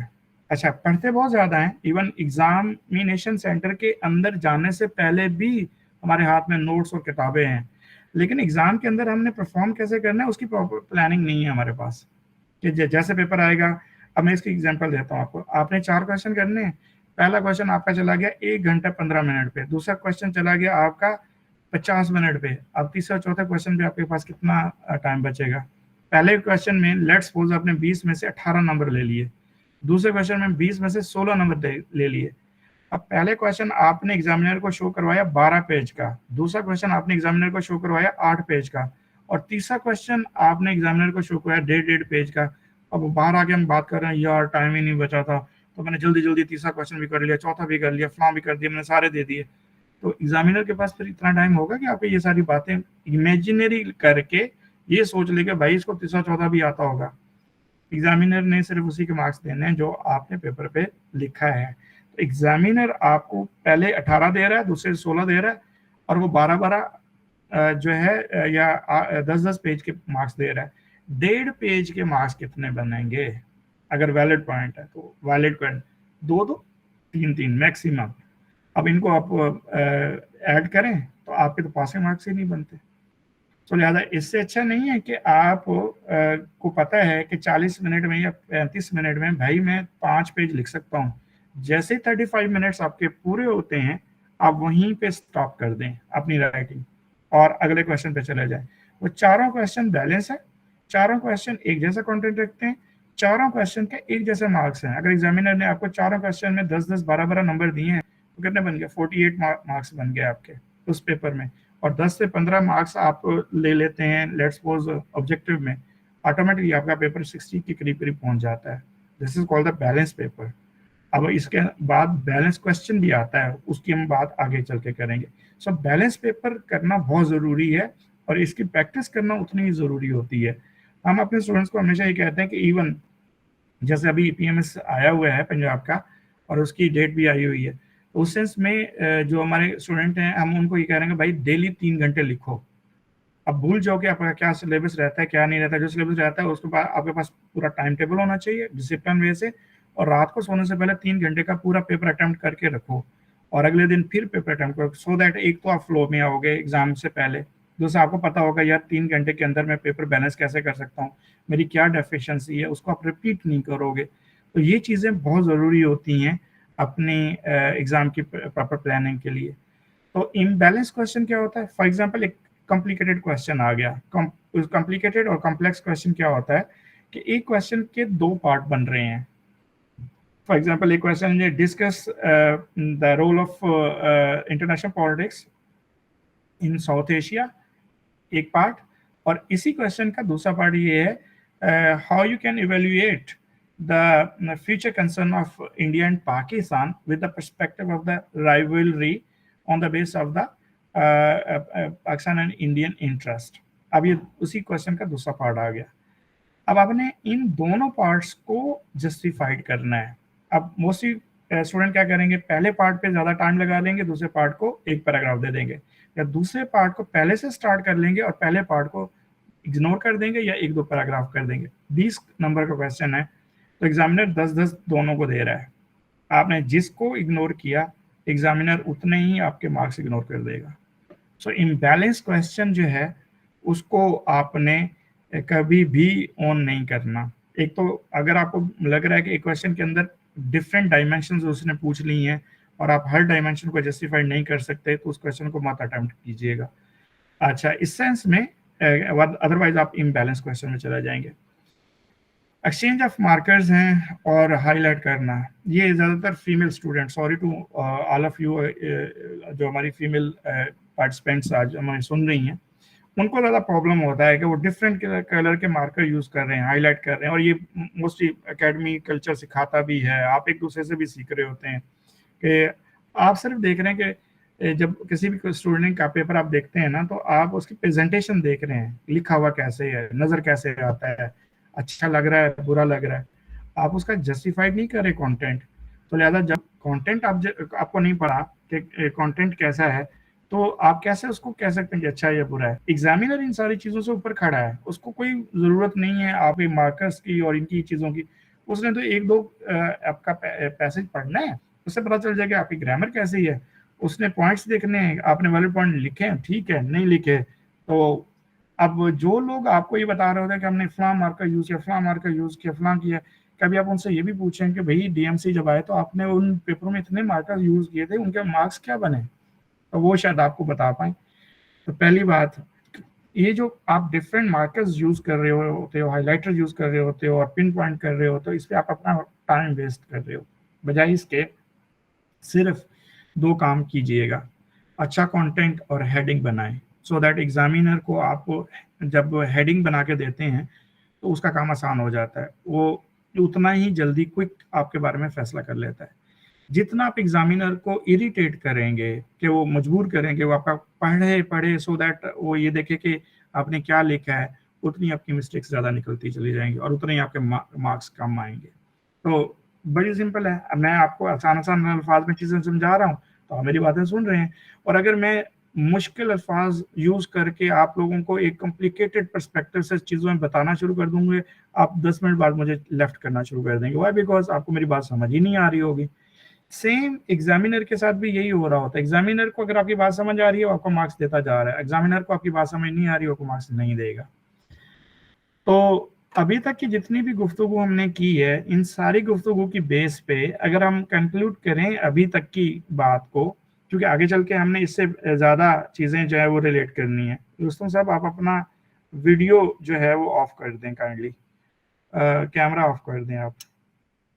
अच्छा, जो अभी तक की गुफ्तगू हमने की है, इस सेंस में जो एक बात आपको समझ आ गई होगी कि मैंने ग्रामर पे जोर दिया है। फॉर एग्जांपल, आपने पेपर में लिखा हुआ है अमेरिका, और अमेरिका के स्पेलिंग भी गलत है और ए भी छोटा है, और आपने लिखा हुआ है यूएसए। यूएसए में जी यू छोटा है और यूएसए सारा का सारा स्मॉल वर्डिंग के साथ है, कैपिटल वर्डिंग के साथ नहीं है। अच्छा जी, आपने पाकिस्तान पी जो है वो स्मॉल अल्फाबेट से लिखा हुआ है, इंडिया आई स्मॉल। आपके पास एक पेपर आता है और आप इन सारी चीज़ों को इवेलुएट कर रहे हैं, सबसे पहली बात आपको किस पे जाएगी? सबसे पहली बात इस पे जाएगी, यार इस बंदे का ग्रामर का पेपर कैसा होगा। ये अगर पाकिस्तान अफेयर, करंट अफेयर और यूएस हिस्ट्री और यूरोपियन हिस्ट्री और इंडो पाक हिस्ट्री के पेपर में अगर ऐसा कर रहा है तो, या जेंडर स्टडी के पेपर में ऐसा कर रहा है, तो ऑटोमेटिकली जो एग्जामिनर है ना उसने आपको वो मार्क्स नहीं देना, ये इसका तो ग्रामर वैसे ही फेल हो जाना है। तो याद रखिएगा, नो डाउट ग्रामर का इम्पैक्ट इन सोशल साइंस के सब्जेक्ट के अंदर नहीं होता, एग्जामिनर इनको इतना बोदर नहीं कर रहा होता, लेकिन उसके माइंड में ये चीज़ें चल रही होती हैं कि इस स्टूडेंट की ग्रामर ठीक नहीं है। ठीक है, तो लिहाजा एक एक चीज़ जो आप फूल बूटे और वो मार्जिन लाइन और हाईलाइटर पे फोकस कर रहे हो ना, आप इस पे फोकस करो, खुद लिखो, उसके बाद खुद पढ़ो। एग्जामिनर को देने में, इवन अपने मेंटोर को चेक करने से भी पहले आप खुद पढ़ो, उसमें से खुद अपनी मिस्टेक्स निकालो, आपको खुद से अंदाजा हो जाएगा यार यहाँ पे मैं गलत कर रहा हूँ। जो मिस्टेक आप खुद निकालेंगे वो कभी आप दोबारा रिपीट नहीं करेंगे, इसका ये बेनिफिट होता है। और उसके बाद स्पेलिंग प्रॉब्लम्स, ये बहुत बड़ा प्रॉब्लम है हमारे स्टूडेंट्स का। स्पेलिंग्स उनके बहुत इश्यूज करते हैं, और स्पेलिंग पे सोशल साइंस में अगेन मैं बात कर रहा हूँ, ग्रामर के अंदर ही स्पेलिंग आते हैं, लेकिन अगर स्पेलिंग आपके गलत हैं तो डेफिनेटली आपका पेपर इस काबिल नहीं है कि उसको हाईएस्ट ग्रेड दिया जाए। फैक्चुअल डाटा, नेम्स, ये बहुत ध्यान से यूटिलाइज करना है, ड्रैग नहीं करना। एग्जामिनर को ये ना लगे कि हर चीज जो इसको आती थी वो इसने लिख दी है, जो पूछा गया वो इसको आता ही नहीं था, तो लिहाजा बस कंटेंट बढ़ाने के लिए इसने ये सारा काम किया। Valid point, valid factual data बहुत जरूरी है। सबसे बड़ा जो कंसर्न है पेपर के अंदर, टाइम प्लान करना। आपको मालूम होना चाहिए कि आपके क्वेश्चंस के अंदर आप कितना टाइम लगाते हैं। फॉर एग्जांपल, हम अपने स्टूडेंट को ये कहते हैं कि आपके पास पेपर आया, आपने पेपर 15 मिनट में पहले आपने एमसीक्यूज कर लिए, या ऑब्जेक्टिव आया वो आपने कर ली। ऑब्जेक्टिव में बड़ा सिंपल है, आपको आता है या नहीं आता, जरूरत ही नहीं है इधर उधर देखने की। आपको ये पता है ना कि सीएसएस में और पीएमएस में जो रेशियो है पासिंग वो 2 to 3% है, तो लिहाजा इस बात की क्या गारंटी जो आप जिसका आप लिख रहे हो, देख रहे हो, वो सारे इस काबिल हैं कि वो आपको पासिंग मार्क्स दे सकेंगे, या वो सही लिख, अगर आपको नहीं आता उनको भी नहीं आता, तो कॉपी करने की तो जरूरत ही नहीं है। तो लिहाजा जो आता है उसको फौरन करके आप आ जाएं सब्जेक्टिव पेपर के ऊपर। आप जब सब्जेक्टिव पेपर के ऊपर आएंगे तो सब्जेक्टिव पेपर पे पहली पर्सपेक्टिव जो चीजें हैं, जफर इकबाल साहब आप अपना कैमरा ऑफ कर दें काइंडली। जितने भी पार्टिसिपेंट हैं मैं इनसे रिक्वेस्ट कर रहा हूँ कि अपना कैमरा ऑफ करें। अच्छा, मैंने अपना कैमरा इसलिए ऑन किया हुआ है कि सो दैट आपको समझ आए कि अच्छा बोल कौन रहा है। आप अगर अपना कैमरा देखेंगे तो बाकी सारे लोगों की जो कंसंट्रेशन है वो डाइवर्ट होगी, तो इसलिए बस सिर्फ आप बात सुने, और जब क्वेश्चन आंसर सेशन हम करते हैं उसके बाद आप अपना कैमरा भी ऑन करें, अपने माइक भी ऑन करें, फिर क्वेश्चन आंसर पे चले जाएंगे। अच्छा जी, अब क्या है कि आपको मैं बता रहा था कि आप प्रॉपर टाइम प्लान कैसे करना है आपने। फॉर एग्जांपल एमसीक्यूज आपने कर लिए, ऑब्जेक्टिव पेपर आपने पहले 10-15 मिनट में करके सब्जेक्टिव पे आ जाएं। आप अपने पेपर में से पहले 4 क्वेश्चन आप चूज करेंगे कि ये क्वेश्चन मैंने सिलेक्ट कर लिए। अब उन क्वेश्चंस, हर क्वेश्चन का आप आउटलाइंस ड्रॉ करेंगे, इसको हम कहते हैं ब्रेनस्टॉर्मिंग करना, ब्रेनस्टॉर्मिंग करेंगे। तो हम अपने स्टूडेंट को ये प्रैक्टिस करवा रहे होते हैं कि 5 मिनट के अंदर अंदर आपने आउटलाइन ड्रॉ करनी है हर क्वेश्चन की। अब अगर 4 क्वेश्चंस आपने पहले से एक्सपेक्ट कर लिए, हर क्वेश्चन को 5 मिनट दिए ब्रेनस्टॉर्मिंग में, उसके ऊपर 7 से 8 आउटलाइंस आपने ड्रॉ कर ली, अपने शीट की लास्ट पेज को आप यूटिलाइज करें, उसके ऊपर 20 मिनट आपके लग गया, और 3 घंटे के पेपर में 35 मिनट तो ये सारे चले गए इधर। उसके बाद आपके पास बच गया 2 घंटे 25 मिनट। अब इस 2 घंटे 25 मिनट को डिवाइड करो 4, जैसे लेट्स सपोज 35 या 32 या 30 मिनट्स आपके बन रहे हैं हर क्वेश्चन के लिए। आप जैसे ही 30 मिनट्स आपके खत्म होते हैं वहीं कंक्लूजन निकालें, वहीं कंक्लूजन लिखना शुरू करें, अगला क्वेश्चन उससे अगला। इससे क्या होगा, क्वेश्चन भी बैलेंस है क्योंकि वो आपने पहले सोच लिया कि किन किन पॉइंट्स पे आपने लिखना है पैराग्राफ, और उसके साथ ही क्वेश्चन भी बैलेंस है, पेपर भी बैलेंस है। ये नहीं हो सकता कि ये आप जितना भी कम कंटेंट, वैलिड कंटेंट लिखें, ये पेपर फेल नहीं हो सकता आपका, एक बार ये ध्यान में रखें। बट प्रॉब्लम क्या आता है, जहाँ एक क्वेश्चन बहुत एक्स्ट्रा लेंथ में जा रहा है और एक क्वेश्चन बहुत ही शॉर्ट हो रहा है, तो साधारण एग्जामिनर आपके इन जो इल प्लानिंग अप्रोच है उसको एक्सेप्ट नहीं करता। लेंथ ऑफ द आंसर कितना होना चाहिए, अक्सर क्वेश्चन होता है जी, हर स्टूडेंट जो लिखना चाह रहा होता है या लिखने की कोशिश कर रहा होता है, इस पे मैं इसका जवाब बड़ा तहम्मुल से देता हूँ। शुरू में तो मैं सिर्फ मुस्कुरा के उसकी तरफ देखता हूँ कि अभी आप बेटे लिखो, आप करो, खैर है, कुछ नहीं है, देखेंगे। देखें, इसमें 3 चीजें हैं।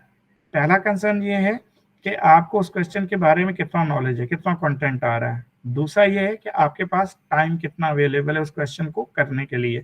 तीसरा है आपकी राइटिंग स्पीड। एक एक साहब है वो, उसकी राइटिंग स्पीड है ही नहीं, और उससे मैं डिमांड करूं कि 15 पेज लिख के लाओ, तो वो तो 15 पेज 3 घंटे में जाके लिख के लाएगा। तो लिहाजा पहली बात ध्यान में रखें, ये 3 चीजें हमेशा आप प्रैक्टिस के दौरान आप एक्सरसाइज करते हैं, और इन्हीं की बेस पे आप अपने आप को मैच्योर करते हैं अपने एग्जाम के अंदर।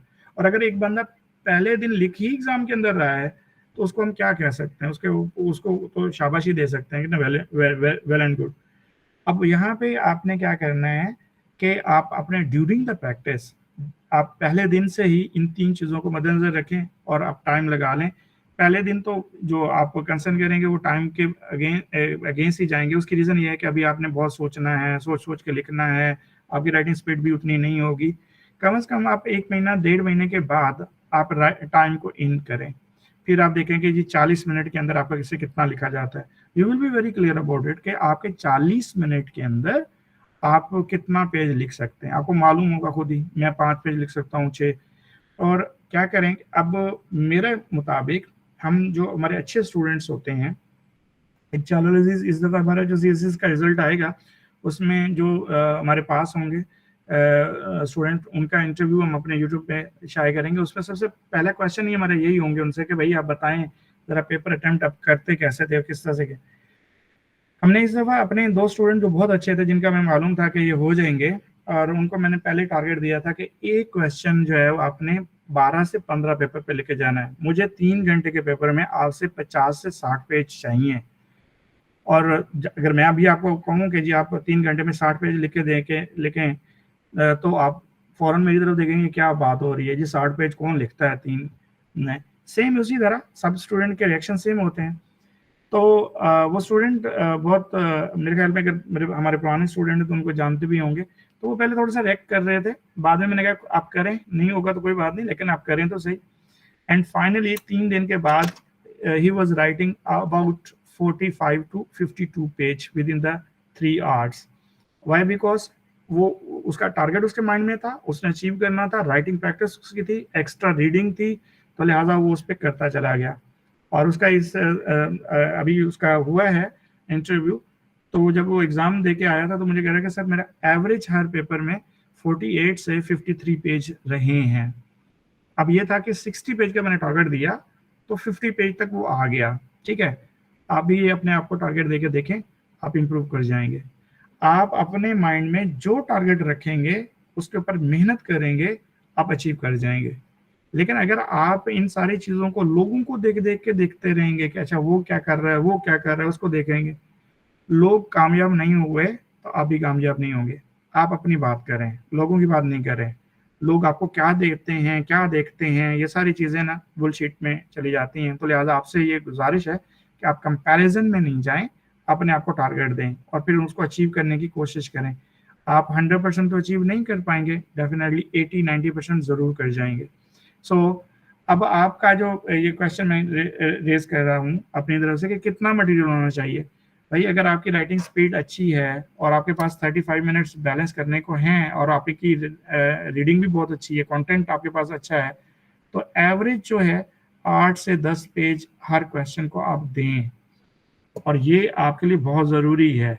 और इसमें कोई डॉजिंग स्टाइल नहीं होना चाहिए, एक लाइन एक छोड़ के, एक आधा आधा पेज छोड़ के नहीं, बल्कि प्रॉपर जो आपका राइटिंग स्टाइल है उस पर। अब कुछ स्टूडेंट्स हैं जिनका राइटिंग स्टाइल बहुत माइन्यूट लेवल पे होता है, यानी कि बहुत छोटे छोटे अल्फाज लिखते हैं, कंपैक्ट करके लिखते हैं, तो वो 6 से 7 पेज पे चले जाएं। कुछ ऐसे स्टूडेंट हैं जो बहुत खुला खुला करके रखते हैं, बोल्ड वर्डिंग होती है, तो उनको 8 से 10, 10 से 11 पेज।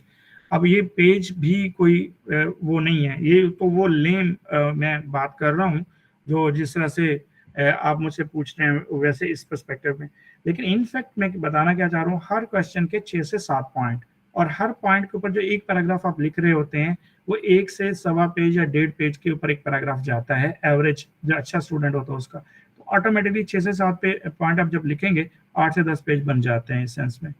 तो ये एक सुटेबल जो लेंथ है शॉर्ट ऐसे की, Pakistan affair, current affair, in fact short ऐसे है।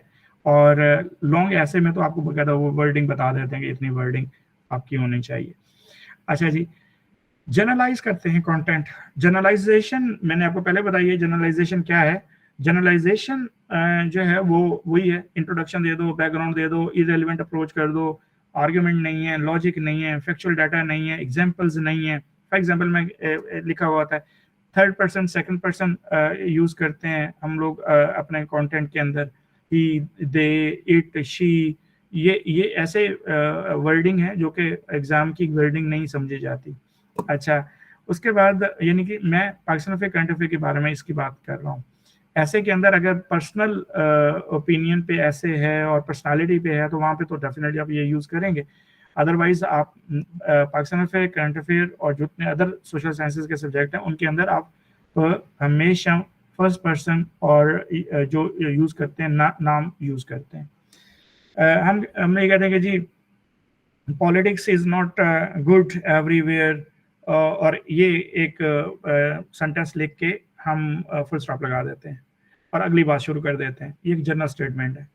आप कंसीडर करें कि politics is not good everywhere, या ये politics is not going to understand as a good thing in our societies, just like Pakistan, African society, just like Islamic societies. अब उनमें example आपने कोट कर दी, ये कंप्लीट सेंटेंस है विद प्रॉपर मीनिंग के साथ आप बात कर रहे हैं, और एग्जामिनर जब उसको पढ़ रहा है तो उसको पता चल रहा है कि भाई अगला आर्ग्यूमेंट बिल्ड कर रहा है और उसके अंदर वो एग्जाम्पल भी दे रहा है। तो जनरलाइज जो स्टेटमेंट हम कर रहे हैं अपने कंटेंट के अंदर, उसको अवॉइड करें और उसको स्पेसिफिक बनाएं एग्जाम्पल्स के साथ, और उनको जस्टिफिकेशन दें लॉजिक के साथ।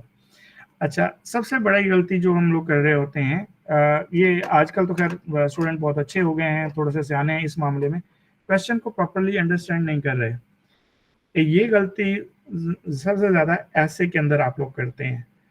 ऐसे के अंदर आपने कुछ टॉपिक किए होते हैं। अब ऐसे के अंदर जो है या तो आपको सिंपल स्टेटमेंट दी जाती है या फिर आपको इनडायरेक्ट अप्रोच दी जाती है। इनडायरेक्ट अप्रोच और सिंपल स्टेटमेंट दोनों को आप समझने की बजाय वो स्टेटमेंट और अप्रोच जिस टॉपिक के साथ होती है आप उस टॉपिक को लिखना शुरू कर देते हैं, हालांकि उस टॉपिक के किसी पर्टिकुलर डायमेंशन के ऊपर क्वेश्चन आया होता है, लेकिन आप उसको समझे बगैर टॉपिक लिखना शुरू कर देते हैं, और ऐसे में जिसकी वजह से ऐसे ज़्यादातर लोगों का फेल होता है, और हम प्रैक्टिस भी डेफिनेटली नहीं कर रहे होते। तो मैं उन लोगों की बात कर रहा हूँ जिनकी प्रैक्टिस है, कंटेंट अच्छा है, ग्रामर भी अच्छी है, लेकिन उनका फिर भी ऐसे फेल होता है, और उसकी यही रीज़न है। हमारे एक स्टूडेंट थे, उनकी पहले टाइम में ऐसे पास था, और मेरे ख्याल में उनका कोई सब्जेक्ट सोशल साइंस में ऑप्शनल में कोई एक सब्जेक्ट फेल था। दूसरी टर्म में उसके ऐसे में फेल थे, और अभी वो 17 ग्रेड में बकायदा जॉब भी कर रहे हैं। अच्छा, तो जब रिजल्ट आया तो मेरे पास आके स्पेशल एक बात पूछने के लिए आए, तो सर मुझे बताएं कि मैंने मेरे ऐसा क्या गलत किया कि मेरे 1 नंबर भी उसने नहीं दिया, मेरा ऐसे में 0 मार्क्स आ गए।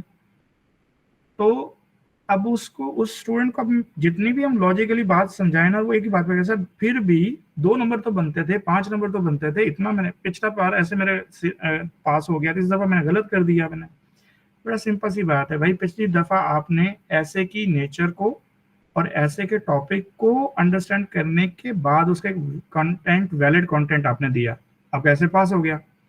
अब आपने ऐसे की स्टेटमेंट को समझा ही नहीं, आपने सीधा टॉपिक पे चले गए, स्टेटमेंट को जस्टिफाई ही नहीं कर पाए, आप थीसिस स्टेटमेंट में रिफ्लेक्ट ही नहीं कर पाए, तो एग्जामिनर ने क्यों आपको पास करना है। तो एग्जामिनर जब अब आपके पेपर जाते हैं, इवन तो आपके रोल नंबर भी नहीं होते पेपर्स के एग्जामिनर के पास, और एग्जामिनर को ना आप जानते हैं ना आपको वो जानते हैं, वो तो देख रहा है आपके उस पेपर को कि आपने उस पेपर में क्या किया है, ठीक है, तो उसने उसके मार्क्स देने होते हैं। तो ये चीज़ें साथ साथ चलती हैं। अच्छा, इसके बाद आता है रफ वर्क। हम रफ वर्क नहीं करते, हम कभी प्रैक्टिस नहीं कर रहे, प्रैक्टिस के दौरान भी अपने रफ वर्क करना होता है। रफ वर्क एक्चुअली क्या होता है, ब्रेनस्टॉर्मिंग। ब्रेनस्टॉर्मिंग क्या कि कौन कौन से पॉइंट आपके माइंड में आ रहे हैं वैलिड। हमारा माइंड काम करता है just like computer, just like laptop. जैसा कि इस लैपटॉप के अंदर बहुत सारा डाटा पड़ा होगा, क्या मैं उस सारे डाटे को एट ए टाइम स्क्रीन पे ला सकता हूँ? तो इसका जवाब है नहीं।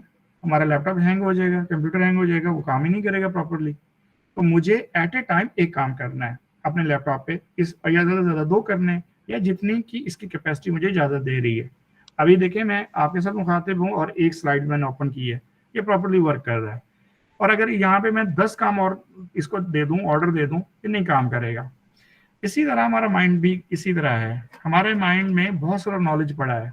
आप देखिए ना, जितनी भी आपकी एज है उतना आपके पास नॉलेज है। तो आप नॉलेज किसको कहते हैं, सिर्फ पढ़ने को नहीं कहते। आपने एक्सपीरियंस गेन किया, आपने चीज़ें ऑब्जर्व की हैं, आपने चीज़ें इंटरेक्ट की हैं, आपने चीज़ों को पढ़ा है, ये सारा नॉलेज है आपके पास और आपकी मेमोरी में सेव है। अब आप के पास जब क्वेश्चन, जब आप पेपर देने जा रहे हैं तो आपका माइंड पहले से प्रॉपर वर्क कर रहा है। जैसे मेरा जो पेपर है ये पाकिस्तान अफेयर का है, करंट अफेयर का है, ऐसे का है, इंग्लिश ग्रामर का है। आपका माइंड अब इंग्लिश ग्रामर के रिलेटेड जो नॉलेज आपने पढ़ा है वो उसको हाईलाइट कर रहा है। जैसे पेपर आएगा बाकी सारी चीजें वाइप आउट हो जाएंगी। जो क्वेश्चन आपके सामने आएगा आपका माइंड के अंदर जो उस क्वेश्चन के रिलेटेड नॉलेज पड़ा होगा वो आपका माइंड सामने ले आएगा और आपके माइंड में वो आइडियाज आते जाएंगे, आप उनको प्रॉपरली लिखते चले जाएंगे। This is called the brain storming. Is it clear? अब ये है कूल माइंड की पोटेंशियल या कैपेसिटी। जब आप आराम से बैठे हैं, कूल माइंड है, प्रॉपर वे से काम कर रहे हैं और आप लिखते जा रहे हैं। और अगर आप पैनिक कर गए तो आपका माइंड तो पैनिक पोजीशन पे चला गया, तो वो आपका वो पोटेंशियल जो आराम और कंफर्टेबल एटमॉस्फेयर में काम करने वाला था वो तो आपने दिया नहीं अपने माइंड को। तो क्या हुआ, आपका माइंड सारा चीजें भूल गया और आप लगे ये तो मैं तो ब्लैंक हो गया, मुझे तो पता ही नहीं चला कि क्या लिखना है क्या नहीं लिखना।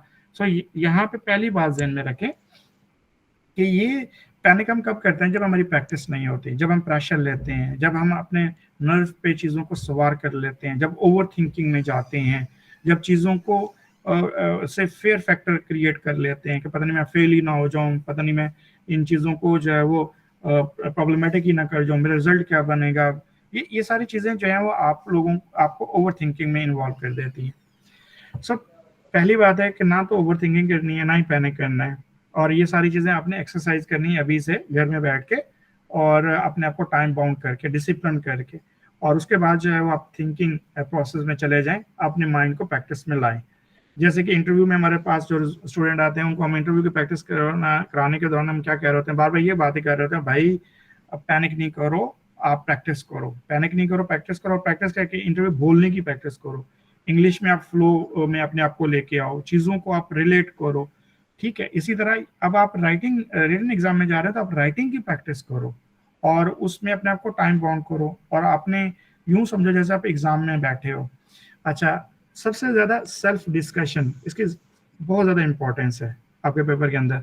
आपके सामने क्वेश्चन आया, उस क्वेश्चन को पढ़ो और उसके बाद उसको एनालाइज करो और अपने हिसाब से पूछो भाई इसमें क्या पूछा गया है इसे, और आप you are the best friend of yourself.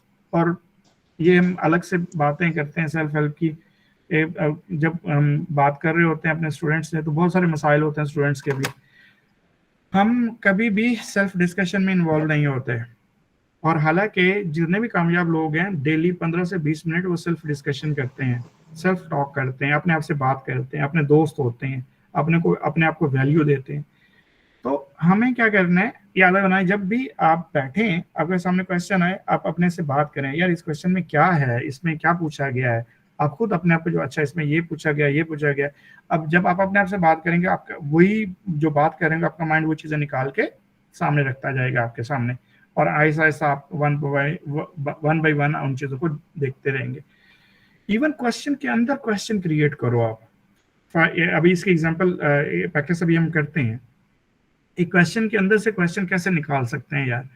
और सिंपली जब आप कंटेंट लिख रहे होते हैं, आर्गुमेंट बिल्ड कर रहे होते हैं, अगर आपको कोई आर्गुमेंट नहीं आ रहा, आपको एक क्वेश्चन सेल्फ क्वेश्चन क्रिएट करो और उसी को आर्गुमेंट बना लो।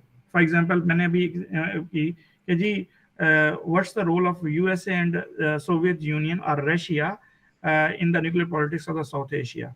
अब ये क्वेश्चन है, आर्ग्यूमेंट की सूरत में हमने बिल्ड किया, और इसी का आगे से आप आंसर लिखना शुरू कर दें एक पॉइंट पे, और फिर अगले पैराग्राफ में दूसरा पॉइंट, उससे अगला तीसरा, और जब आपके पॉइंट ये क्लियर हो जाए एक और सेल्फ क्वेश्चन क्रिएट कर दो। अब इससे क्या होगा, आर्ग्यूमेंट्स आपको ऑटोमेटिकली जो है वो बनते भी जाएंगे, जस्टिफिकेशन भी आएगी और आपका कंटेंट वैलिड भी होता चला जाएगा। सो लिहाजा हम क्वेश्चंस के अंदर क्वेश्चन के अंदर क्वेश्चन नहीं बनाते, ये हमारा पहला प्रॉब्लम है। कीवर्ड्स जो हैं उनके इश्यूज हैं हमारे, कि हम इश्यूज जो हैं वो कीवर्ड्स को जो है वो एंगेज नहीं कर रहे होते, और कीवर्ड्स हमारे क्या हैं जो हमें क्वेश्चंस के अंदर बेकायदा डिटरमाइन करते हैं कि हमने क्या हाईलाइट करना है, इस क्वेश्चन में पूछा क्या जा रहा है और इसको हम कैसे जस्टिफाइड करेंगे। क्वेश्चन स्टेटमेंट की अंडरस्टैंडिंग नहीं बन पाती, ये बड़ा कॉमन सा क्वेश्चन हमारा प्रॉब्लम रहता है। फिर इसे क्वेश्चन स्टेटमेंट को डिवाइड नहीं कर पाते, क्रक्स फॉर्मेशन नहीं होती हमारी। क्रक्स क्या होता है कि एक क्वेश्चन के को इस तरह से जानना कि हम ये जान सकें कि क्वेश्चन में पूछा क्या गया है, तो this is called the crux. अब जब ये नहीं क्लियर होगा तो हम आंसर नहीं सही तरह से कर पाएंगे, आउटलाइन नहीं बनाते, फिर रेलिवेंट कंटेंट हमारा नहीं होता। अब ये सारी चीजें जो हमने डिस्कस की हैं इसको प्रैक्टिस में लाने की कोशिश करते हैं। फॉर एग्जांपल हमारे पास एक क्वेश्चन नंबर 1 है और इस क्वेश्चन को अगर आप पढ़ें और इस क्वेश्चन को आपने 3 कैटेगरी में डिवाइड करना है, यानी कि अटेम्प्टिंग पर्सपेक्टिव से। क्वेश्चन ये है जी, discuss the major reasons due to which SAARC's platform become ineffective as compare to SCO. अब इसकी क्वेश्चन की नेचर है कॉम्प्लिकेटेड क्वेश्चन है। क्या, 2 ऑर्गेनाइजेशंस को उसने बीच में लाकर खड़ा कर दिया और उसने कंपैरिजन अप्रोच में हमें जाने को कहा। अब इसके कीवर्ड्स क्या हैं, इसके जो हमें बताएंगे कि हमने इस क्वेश्चन में करना क्या है। और फिर इस क्वेश्चन को पढ़ने के बाद आपकी जो भी मदर टंग है, पंजाबी स्पीकर्स हैं, आप पश्तो हैं, सिंधी हैं, सराइकी हैं, बरोई हैं, वट एवर जो भी आपकी लैंग्वेज है मदर टंग, उसके अंदर अपने आप को समझाने की कोशिश करें so that your mind will be very clear about it, यार मैंने क्या लिखना है। ठीक है, तो इस पे अगर आपको लिखना पड़े तो सबसे पहले आप इसके कीवर्ड देखें, कीवर्ड क्या है, फिर इसका क्रक्स निकालें, उसके बाद आप इसकी पॉइंट्स जो कीवर्ड्स हैं वो उसको सामने रख के आउटलाइन बनाएं। आउटलाइन बनाने के लिए क्या है कि आपके माइंड में जो कुछ भी आ रहा है रिलेटेड टू दिस कंसर्न वो सारे पेज पे ले आए, और this is called the brainstorming, जैसे आप ऐसे में करते हैं। और उसके बाद रेलिवेंट जो पॉइंट है उनको निकालने की कोशिश करें। फॉर एग्जांपल इसके कीवर्ड्स अगर मैं निकालूंगा तो मेरे नजदीक क्या होंगे, discuss the major reasons first keyword है, सार्क दूसरा है, इनइफेक्टिव तीसरा है, कंपेयर करना है हमने ये चौथा है, एससीओ पांचवा है, और कोर वर्ड्स जो हैं हमारे जिनकी गिर्द हमारा पूरा कंटेंट घूमना चाहिए वो एससीओ और सार्क है। ठीक है, अब हमने अपने माइंड को बता दिया कि भाई इन 5 पॉइंट्स के मुतालिक जितना भी तुम्हारे पास नॉलेज है ना वो सारा सामने ले आओ। और जैसे ही माइंड आपका वर्क करना शुरू करेगा आप साथ ही ब्रेनस्टॉर्मिंग करेंगे और इसकी आउटलाइन बनाना शुरू कर देंगे। और इसका क्रक्स कैसे हम बनाते हैं, कीवर्ड्स ही हमें बताता है कि हमसे पूछा क्या जा रहा है। फॉर एग्जांपल हमें बताया जा रहा है कि discuss the major reasons due to which SAARC's platform become ineffective as compare to SCO. हम अपने आप को बताते हैं कि यार इस क्वेश्चन के अंदर ये है कि हमने एक कंपैरेटिव अप्रोच लिखनी है सार्क और एससीओ के दरमियान, और हम सार्क की फेलियर के बारे में बात करेंगे कि सार्क क्यों इनइफेक्टिव है एज कंपेयर टू एससीओ, और एससीओ क्यों कामयाब हो रहा है। तो ये हमारा मेजर रीजन है। अब एक स्टूडेंट सिर्फ सार्क लिख देता है और एससीओ लिख देता है तो उसको हार्डली 20% मार्क्स मिलेंगे, और एक स्टूडेंट कंपैरिजन कर देता है, जैसा कि जी आपको हमारे यहाँ सिखाया जाता है जी, एक मार्जिन लाइन ड्रॉ करो, दरमियान में इधर सार्क लिखो इधर एससीओ लिखो और उस पर कर दो। एक स्टूडेंट जो है वो एंड फेलियर ऑफ एससीओ या causes of failure of SAARC लिख दे देता है या कॉजेज ऑफ एससीओ सक्सेस लिख देता है, इसको 30-40% मार्क्स मिल जाएंगे। और एक स्टूडेंट क्या करता है, सार्क को पहले डिफाइन करता है जिसको आप इंट्रोडक्शन कहते हैं। जब मैंने आपको कहा कि सीधा सीधा आप कीवर्ड्स उठाओ और उससे ऊपर लिखना शुरू कर दो, आप सार्क को लिखना शुरू कर देते हैं, सार्क के बारे में बताते हैं कि जी ये है प्लेटफॉर्म है, इसकी रीजन ये बनी थी, इसका ऑब्जेक्टिव ये थे, इसके टारगेट ये हैं, इसके मेंबर कंट्री ये हैं। दूसरे पैराग्राफ में आप एससीओ में चले जाते हैं कि जी एससीओ की रीजनिंग ये बनी थी और उसका आइडिया ये था, ऑब्जेक्टिव ये बनाए, मेंबर कंट्रीज ये हैं, इनके टारगेट्स ये हैं। अब आप अगला पैराग्राफ जो है वो एससीओ के बारे में लिख देते हैं कि what are the reasoning of SCO success, और उससे अगला पॉइंट लिख देते हैं, ये बड़े सिंपल है, causes of the failure of the SAARC. अच्छा, फिर उसमें कंपैरिजन कर लेते हैं 5वें पैराग्राफ में, और 6ठे पैराग्राफ में आप जो है वो कंक्लूजनरी रिमार्क्स दे देते हैं। तो ये क्वेश्चन जो है वो आप लोगों को, अगर आपने इनको 8 और 9 पेज पे लेके जाएं, वो आपको 12 से 13 या 14 नंबर दे जाएगा। एक्चुअल डाटा दिया है आपने, कौन सा नाम लिखे हैं कंट्रीज के, आपने ये बताया कौन सा कंट्री कब कब ने ज्वाइन किया, आपने ऑब्जेक्ट्स लिखने हैं, आपने टारगेट लिख दिए, आपने कॉजेज लिख दिए हैं, आपने उनको बता दिया है कि जी रीजनिंग क्या है, फेलियर की रीजनिंग क्या है, सक्सेस की। तो आपने पूरा तो सारा लिख दिया, और सबको पता है, मतलब एग्जामिनर को पता है कि 35 मिनट्स में भाई इतना कुछ ही होता है। तो वो आपको तीन चीज़ों से देख रहा है, कंटेंट, वैलिड कंटेंट, उसके बाद ग्रामर, तीसरी बात जो है वो आपने कोहेरेंस कितना क्रिएट किया, चीज़ों को रिलेट कैसे किया। अब आउटलाइन, लेट्स सपोज इसी की आउटलाइन बनानी आए तो मैं क्या करूँगा, एसईओ के बारे में लिखूंगा, सार के बारे में लिखूंगा, फिर इसकी कंपैरेटिव अप्रोच बनाऊंगा, फेलियर और सक्सेस की, फिर राइवलरीशिप जो सार के अंदर है और एसईओ के अंदर नहीं हम देख पा रहे उस तरह से, वो हम बयान करेंगे, और बैलेंस अप्रोच जो है वो एसईओ के ऊपर है और जो सार के अंदर नहीं है वो हाईलाइट करेंगे और इन द एंड कंक्लूजन लिख देंगे।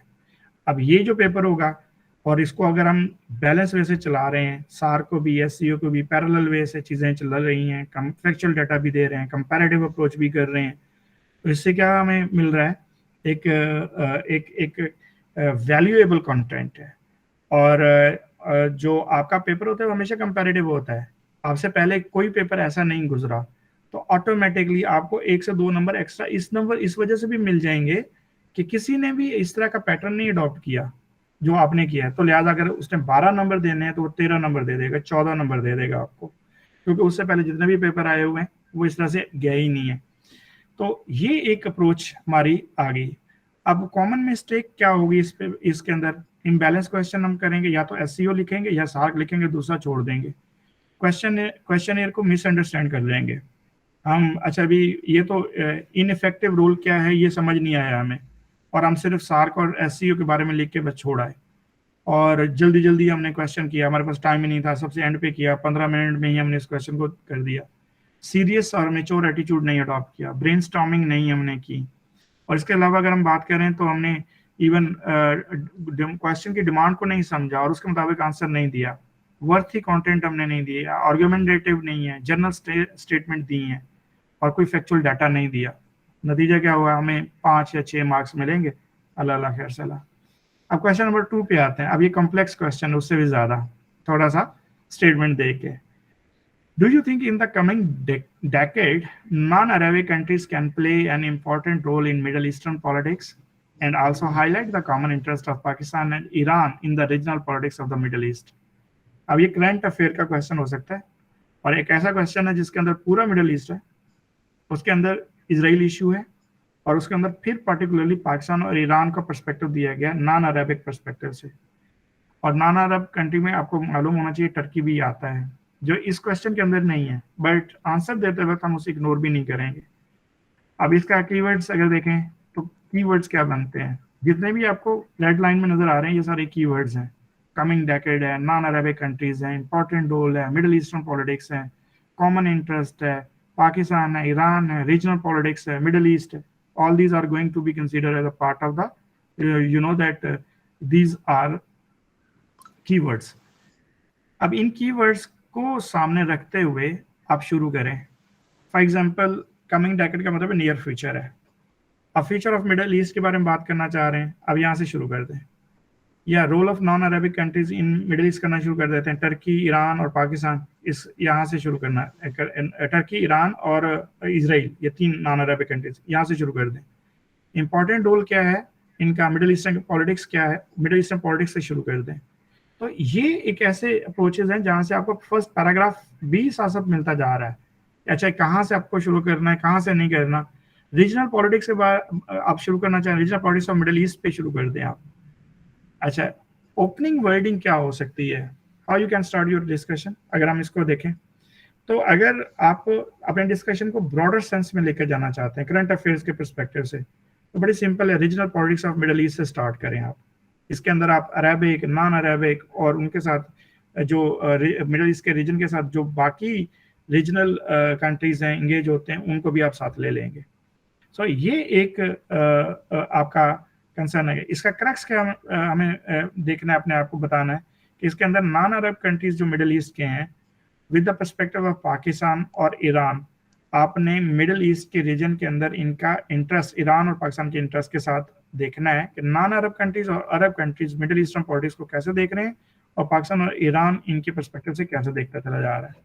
अब ब्रेनस्टॉर्मिंग आप आउटलाइन बनाने में करेंगे तो इसमें क्या आएगा जी, regional politics of Middle East क्या है, non Arab countries of Middle East क्या है, पाकिस्तान और ईरान का कंसर्न नॉन अरब कंट्री के बिहाफ पे कैसे जुड़ता है मिडिल ईस्टर्न पॉलिटिक्स में, एक्स्ट्रा रीजनल कंट्रीज का क्या रोल है जिसमें यूएसए है, रशिया है, चाइना है, और फिर इसका कंक्लूजन। ये प्योरली आपका करंट अफेयर का या आईआर का क्वेश्चन बनता है। और इसकी नेचर को अगर आप देखते हैं उसी तरह से, अगर आईआर है तो आईआर की थीरीज आप देंगे, रियलिज्म की, लिबरलिज्म की, कंस्ट्रक्टिविज्म की। और अगर करंट अफेयर का है तो आप रीजनल पॉलिटिक्स और इंटरनेशनल पॉलिटिक्स में लेके आएंगे। अगर ये पाकिस्तान अफेयर में है तो आप एक दो पैराग्राफ रीजनल पॉलिटिक्स के बाद टोटली जो कंसर्न रखेंगे पाकिस्तान के साथ रखेंगे। अब यही क्वेश्चन है, नेचर ऑफ सब्जेक्ट के साथ आपका कंटेंट वेरी करता चला जाएगा। और अगर तीनों पेपर में एक जैसा कंटेंट देखेंगे तो जिस पेपर का की नेचर उस कंटेंट के साथ मैच कर रही होगी वो उसमें तो आपको हाईएस्ट मार्क्स मिल जाएंगे, बाकी पेपर्स में आपको पासिंग मार्क्स मिलेंगे हार्डली। आते हैं अब अपने इन सारे जो है डिस्कशन, इसको कंक्लूड करते हैं। देखें, एग्ज़ाम जो है वो चाहे आपका किसी भी लेवल का एग्ज़ाम होता है, उसको आपको सीरियसली अडॉप्ट करना होता है। एग्ज़ाम हमेशा इंसान को परखता है कि उसकी कितनी तैयारी है उसके लिए, और एग्ज़ाम आपको या रिवार्ड देता है या पनिश करता है। रिवार्ड ये आपकी सक्सेस होती है, पनिश ये है कि जिसको आप फेलियर का नाम दे देते हैं। ये दोनों चीज़ें इंसान की लाइफ में है। इंसान किसके लिए तैयार हो रहा है, तैयारी इंसान करता है, दोनों के लिए करता है। मतलब आप सीएसएस के लिए या पीएमएस के लिए तैयारी नहीं कर रहे, इट मीन्स आप फेलियर के लिए तैयार हो रहे हैं। और अगर आप तैयारी कर रहे हैं तो इट मीन्स आप रिवॉर्ड के लिए तैयार हो रहे हैं। तो लिहाजा अगर तैयारी दोनों में ही इंसान ने करनी है तो यार क्यों ना हम लोग सक्सेस के लिए करें। और अगर सक्सेस के लिए तैयार होना है तो उसके लिए सबसे जो बड़ी बात हमें इंगेज होनी है वो ये है कि प्रैक्टिस करके, चीज़ों को प्लान करके और अपने आप को डिसिप्लिन करके करें। मैं हमेशा अपने स्टूडेंट्स को एक बात कहता होता हूँ कि ये जो है एग्ज़ाम्स कंपटीशन का, ये बहुत आसान है। ये कंपटीशन एग्ज़ाम है ही नहीं है। मुझे बताएं ना, रिटन एग्ज़ाम के अंदर कौन सा कंपटीशन? आपका कंपटीशन तो चलता है इंटरव्यू में। जैसे अभी पीएमएस में इंटरव्यू में उन्होंने 250 लोगों को फेल कर दिया, और एक में स्टूडेंट का या पता नहीं किसी ने उसके बिहाफ पे लगाया हुआ था पोस्ट, जिसमें लगा कि 750 नंबर थे उसके, इंटरव्यू में फेल कर दिया। भाई इंटरव्यू में कैसे फेल नहीं हो सकते आप, क्योंकि आपने परफॉर्म ही नहीं किया वहां पे। अगर एक बात दिन में रखो, जिस काम के लिए आप तैयारी नहीं कर रहे हो ना, उस काम में सक्सेस तो आप नहीं गेन कर सकते हो। बड़ी सिंपल सी अप्रोच है, इसके अलावा कोई और ओपिनियन बन ही नहीं सकते इसमें। एक बात। दूसरी बात जो हमें देखनी है वो ये है कि हम तैयारी कर किस तरह से रहे हैं, किस तरह से इन सारी चीज़ों को लेके चल रहे हैं। पहली बात, अगर हम तैयारी की बात करें, क्या हमने हैबिट्स अपनी उस तरह से अडॉप्ट की हैं जैसे कि सीएसपी की होती हैं जो हम बनना चाह रहे हैं? तो वो क्या है, वो सीएसपी या ब्यूरोक्रेट्स जितने भी होते हैं वो डिसिप्लिन का एटलीस्ट होते हैं। उसका दूसरा कंसर्न क्या आता है हमारे पास जो गया होता है कि उनका मोरल हमेशा हाई रहता है, हमेशा वो प्रॉब्लम सॉल्विंग पोजीशन पे रहते हैं। हम अपने प्रॉब्लम ही नहीं खत्म कर लेते। छोटे छोटे प्रॉब्लम हमारे जो घर में होते हैं, अपनी जात से होते हैं, इससे बाहर नहीं निकलते। हम अपने आप को कभी डिसिप्लिन ही नहीं करते, कभी अपना मोरल हाई ही नहीं करते, कभी अपने प्रॉब्लम के सोल्यूशन सॉर्ट आउट करने की कोशिश ही नहीं करते। एक कंफर्टेबल जोन में चले गए तो चले गए। फॉर एग्जाम्पल, मुझे सबसे बड़ा एतराज़ जो होता है ना, वो जो हमारे पास स्टूडेंट आते हैं इंटरव्यू के लिए, उनके ऊपर होता है रिटन क्वालिफाइड है, इंटरव्यू में बोलना ही नहीं आ रहा, हाथ कांप रहे हैं। इवन ये जो पीएमएस के भी हुए हैं उनमें से एक साहब ऐसे थे जिनको हमने इंटरव्यू के लिए मैंने कहा जी आप बोलें, एक टॉपिक दे के 5 मिनट बोले हैं इसके ऊपर। तो 3 मिनट के बाद, हार्डली 3 मिनट बोला, 3 मिनट बाद सर मुझे चक्कर आ रहे हैं। वाई? बिकॉज हम एंग्जाइटी फील कर रहे हैं। कभी हमने ये नहीं देखा कि हम किसी से जब बात कर रहे होते हैं कितना वैलिड बात कर रहे होते हैं, कितना अपना पॉइंट ऑफ व्यू क्लियरिटी के साथ दे रहे होते हैं। हम हमेशा फजूल बातें करते हैं। तो वही बात जब हम इंटरव्यू में बैठे होते हैं, हमने करनी तो वही बात होती है कि हमें पता है कि हम अप टू द मार्क नहीं है, तो एंग्जाइटी अपने ऊपर अडॉप्ट कर लेते हैं और उसके बाद हम वैलिड बात कर नहीं पाते, तो एक प्रेशर क्रिएट हो जाता है। तो एक बड़ी सिंपल सी बात है। मैं यूनिवर्सिटी में जब अपने स्टूडेंट्स को बता रहा होता हूँ तो मैं उनको बड़ी सिंपली सी 2-3 बातें बताता हूँ। भाई जो भी पढ़ो, एक तो पढ़ो जस्ट लाइक नावल, जिस तरह नावल पढ़ते हैं इस तरह पढ़ो। जो भी टॉपिक पढ़ा है 5 मिनट अपनी मोबाइल डिवाइस ओपन करो, उसमें रिकॉर्ड करो कि आपने जो पढ़ा है उसको आपने क्या समझा है। आपको समझ आ जाएगी कि अच्छा आप कितना वैलिड बोलते हैं। उसके बाद आप कम से कम आधा घंटा, पौना घंटा लिखो। जो भी आपके माइंड में है लिखो, नहीं आ रहा डायरी बनाओ, लिखो। सो ये सीएसएस और पीएमएस तो ये तो एग्जाम है कंपटीशन का, इसमें तो आपको कंपटीशन कम और हैबिट्स ज्यादा शो करनी है। एक्चुअली ये आपकी हैबिट्स की कंपटीशन है कि कौन एक्चुअली वैलिड है और कौन एक्चुअली वैलिड नहीं है। जरूरी नहीं है कि आपके रिटर्न में मार्क्स ही हाईएस्ट हों और आपका इंटरव्यू पास हो जाए। वजह कि आप इंटरव्यू को आपने इंटरव्यू समझा ही नहीं है। हमारे यहाँ ये कल्चर होता है कि हम जब रिटर्न हम क्वालिफाई कर लेते हैं तो हम इंटरव्यू जाने से पहले ही सीएसपी बन जाते हैं और बस अब तो हमारा हो ही गया था, अब तो क्या मसला है, इतने सारे लोगों में। ये नहीं सोचते भाई आपका जो होता है ना कंपटीशन, पूरे साल में हार्डली 700 से 800 लोगों के दरमियान होता है, बाकी सारे बगैर प्रिपरेशन के लिए आते हैं, चल के देखते हैं, और भी तो पहला एक्सपीरियंस है करके देख लेते हैं, वैसे भी चांस जाए ही जाना है जाके देख लेते हैं, इस वाले होते हैं। आपका कंपटीशन ओरिजिनली 600-700 लोगों के दरमियान होता है, जो वैलिड लोग होते हैं या वैलिड कंपिटिटर्स होते हैं। आपका उसके बावजूद जो है आपने सिर्फ रिटन एग्जाम पास करना है, वो जो बैरियर रखा हुआ है ना 50% वाला, वो क्लियर करना है। उसमें तो ये है ही नहीं कि टॉप 50 वाले उठाए जाएंगे या टॉप 100 उठाए जाएंगे। वो तो सिर्फ हमारे पास इतना क्वालिटी ऑफ एजुकेशन नहीं है डियर स्टूडेंट्स कि हम वो 50% मार्क्स ले सकें। फिर कंपटीशन आता है इंटरव्यू में, ओरिजिनल कंपटीशन तो इंटरव्यू में आता है। जैसे अभी पीएमएस में है 550 लोग पास हुए हैं, 27 लोग या 28 लोग या जो रखने थे वो 40 के करीब रखने थे, एलोकेट करने थे। तो अब ये कंपटीशन था, इसमें आपने you have to prove yourself in a good way, यहाँ पे आपका पता लगना था। उसमें 10 स्टूडेंट तो मैं ऐसे जानता हूँ जिन्होंने कोई भी प्रिपरेशन नहीं किया और जाके बैठ गए वहां पे इंटरव्यू में, पैनल में। अब दूसरी जो गलती हम करते हैं वो फिर ये होता है कि हम एक इंस्टीट्यूट जाके ज्वाइन कर लेते हैं। हमारे यहाँ 2-3 इंस्टीट्यूट है जो इंटरव्यू की प्रिपरेशन करवाते हैं।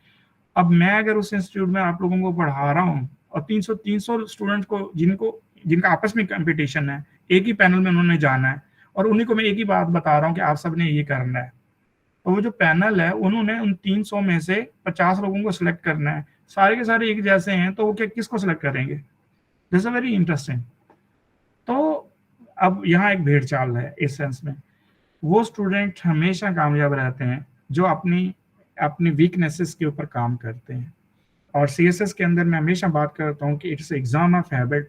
सबसे पहले अपनी हैबिट्स को अपने पेज पे लाओ कि यार आपकी कौन सी पोर हैबिट है जिस पे आपका टाइम वेस्ट होता है, जिस पे आपसे पढ़ा नहीं जाता है, जिससे आपको प्रॉब्लम्स आते हैं। अगर आप उनको ओवरकम कर लें तो आपकी पोटेंशियल और आपकी कैपेबिलिटी बढ़ जाएगी। उस पर काम करना शुरू कर दो, ऑटोमेटिकली आपको ठीक हो जाओगे। उसके बाद जब आपका रिटन एग्जाम क्लियर होता है तो इंटरव्यू में तो आपको रिटन से ज़्यादा पढ़ना होता है, इसमें तो दो राय है ही नहीं है। तो अभी आज के लिए हम इसको यहीं पे स्टॉप करते हैं अपनी डिस्कशन को। अगले संडे को हम फिर एक आपके लिए प्रॉब्लम और उसका सलूशन लेके आएंगे, और होपफुली अगले संडे को हमारा जो थीम होगा डिस्कशन का वो कुछ ऐसे के बारे में होगा, और उसमें हमारे जो ऐसे के टीचर हैं वो आपको इसके बारे में इन्फॉर्म करेंगे कि कौन सी मिस्टेक्स होती हैं जो स्टूडेंट ऐसे में करते हैं और उनसे आपको अवॉइड करना चाहिए और वो नहीं करनी चाहिए, और आपको क्या क्या डायरेक्शन, किस डायरेक्शन पे जाके जो है वो ऐसे को प्रैक्टिस करना चाहिए और अटेम्प्ट करना चाहिए। मेरी तरफ से इतना ही था जी। अब आपके माइंड में जो जो क्वेश्चन आपके माइंड में आता है 1 बाय 1 करके आप क्वेश्चन पूछें। जब तक आप के क्वेश्चन खत्म नहीं होंगे तब तक हम आपके लिए हाजिर हैं। सो प्लीज 1 बाय 1 अपना माइक ओपन करें या फिर क्वेश्चन टाइप करके मुझे सेंड कर दें, तो मैं उसके साथ साथ ही आपको जो है आंसर जो है वो देता रहूँगा। जी प्लीज।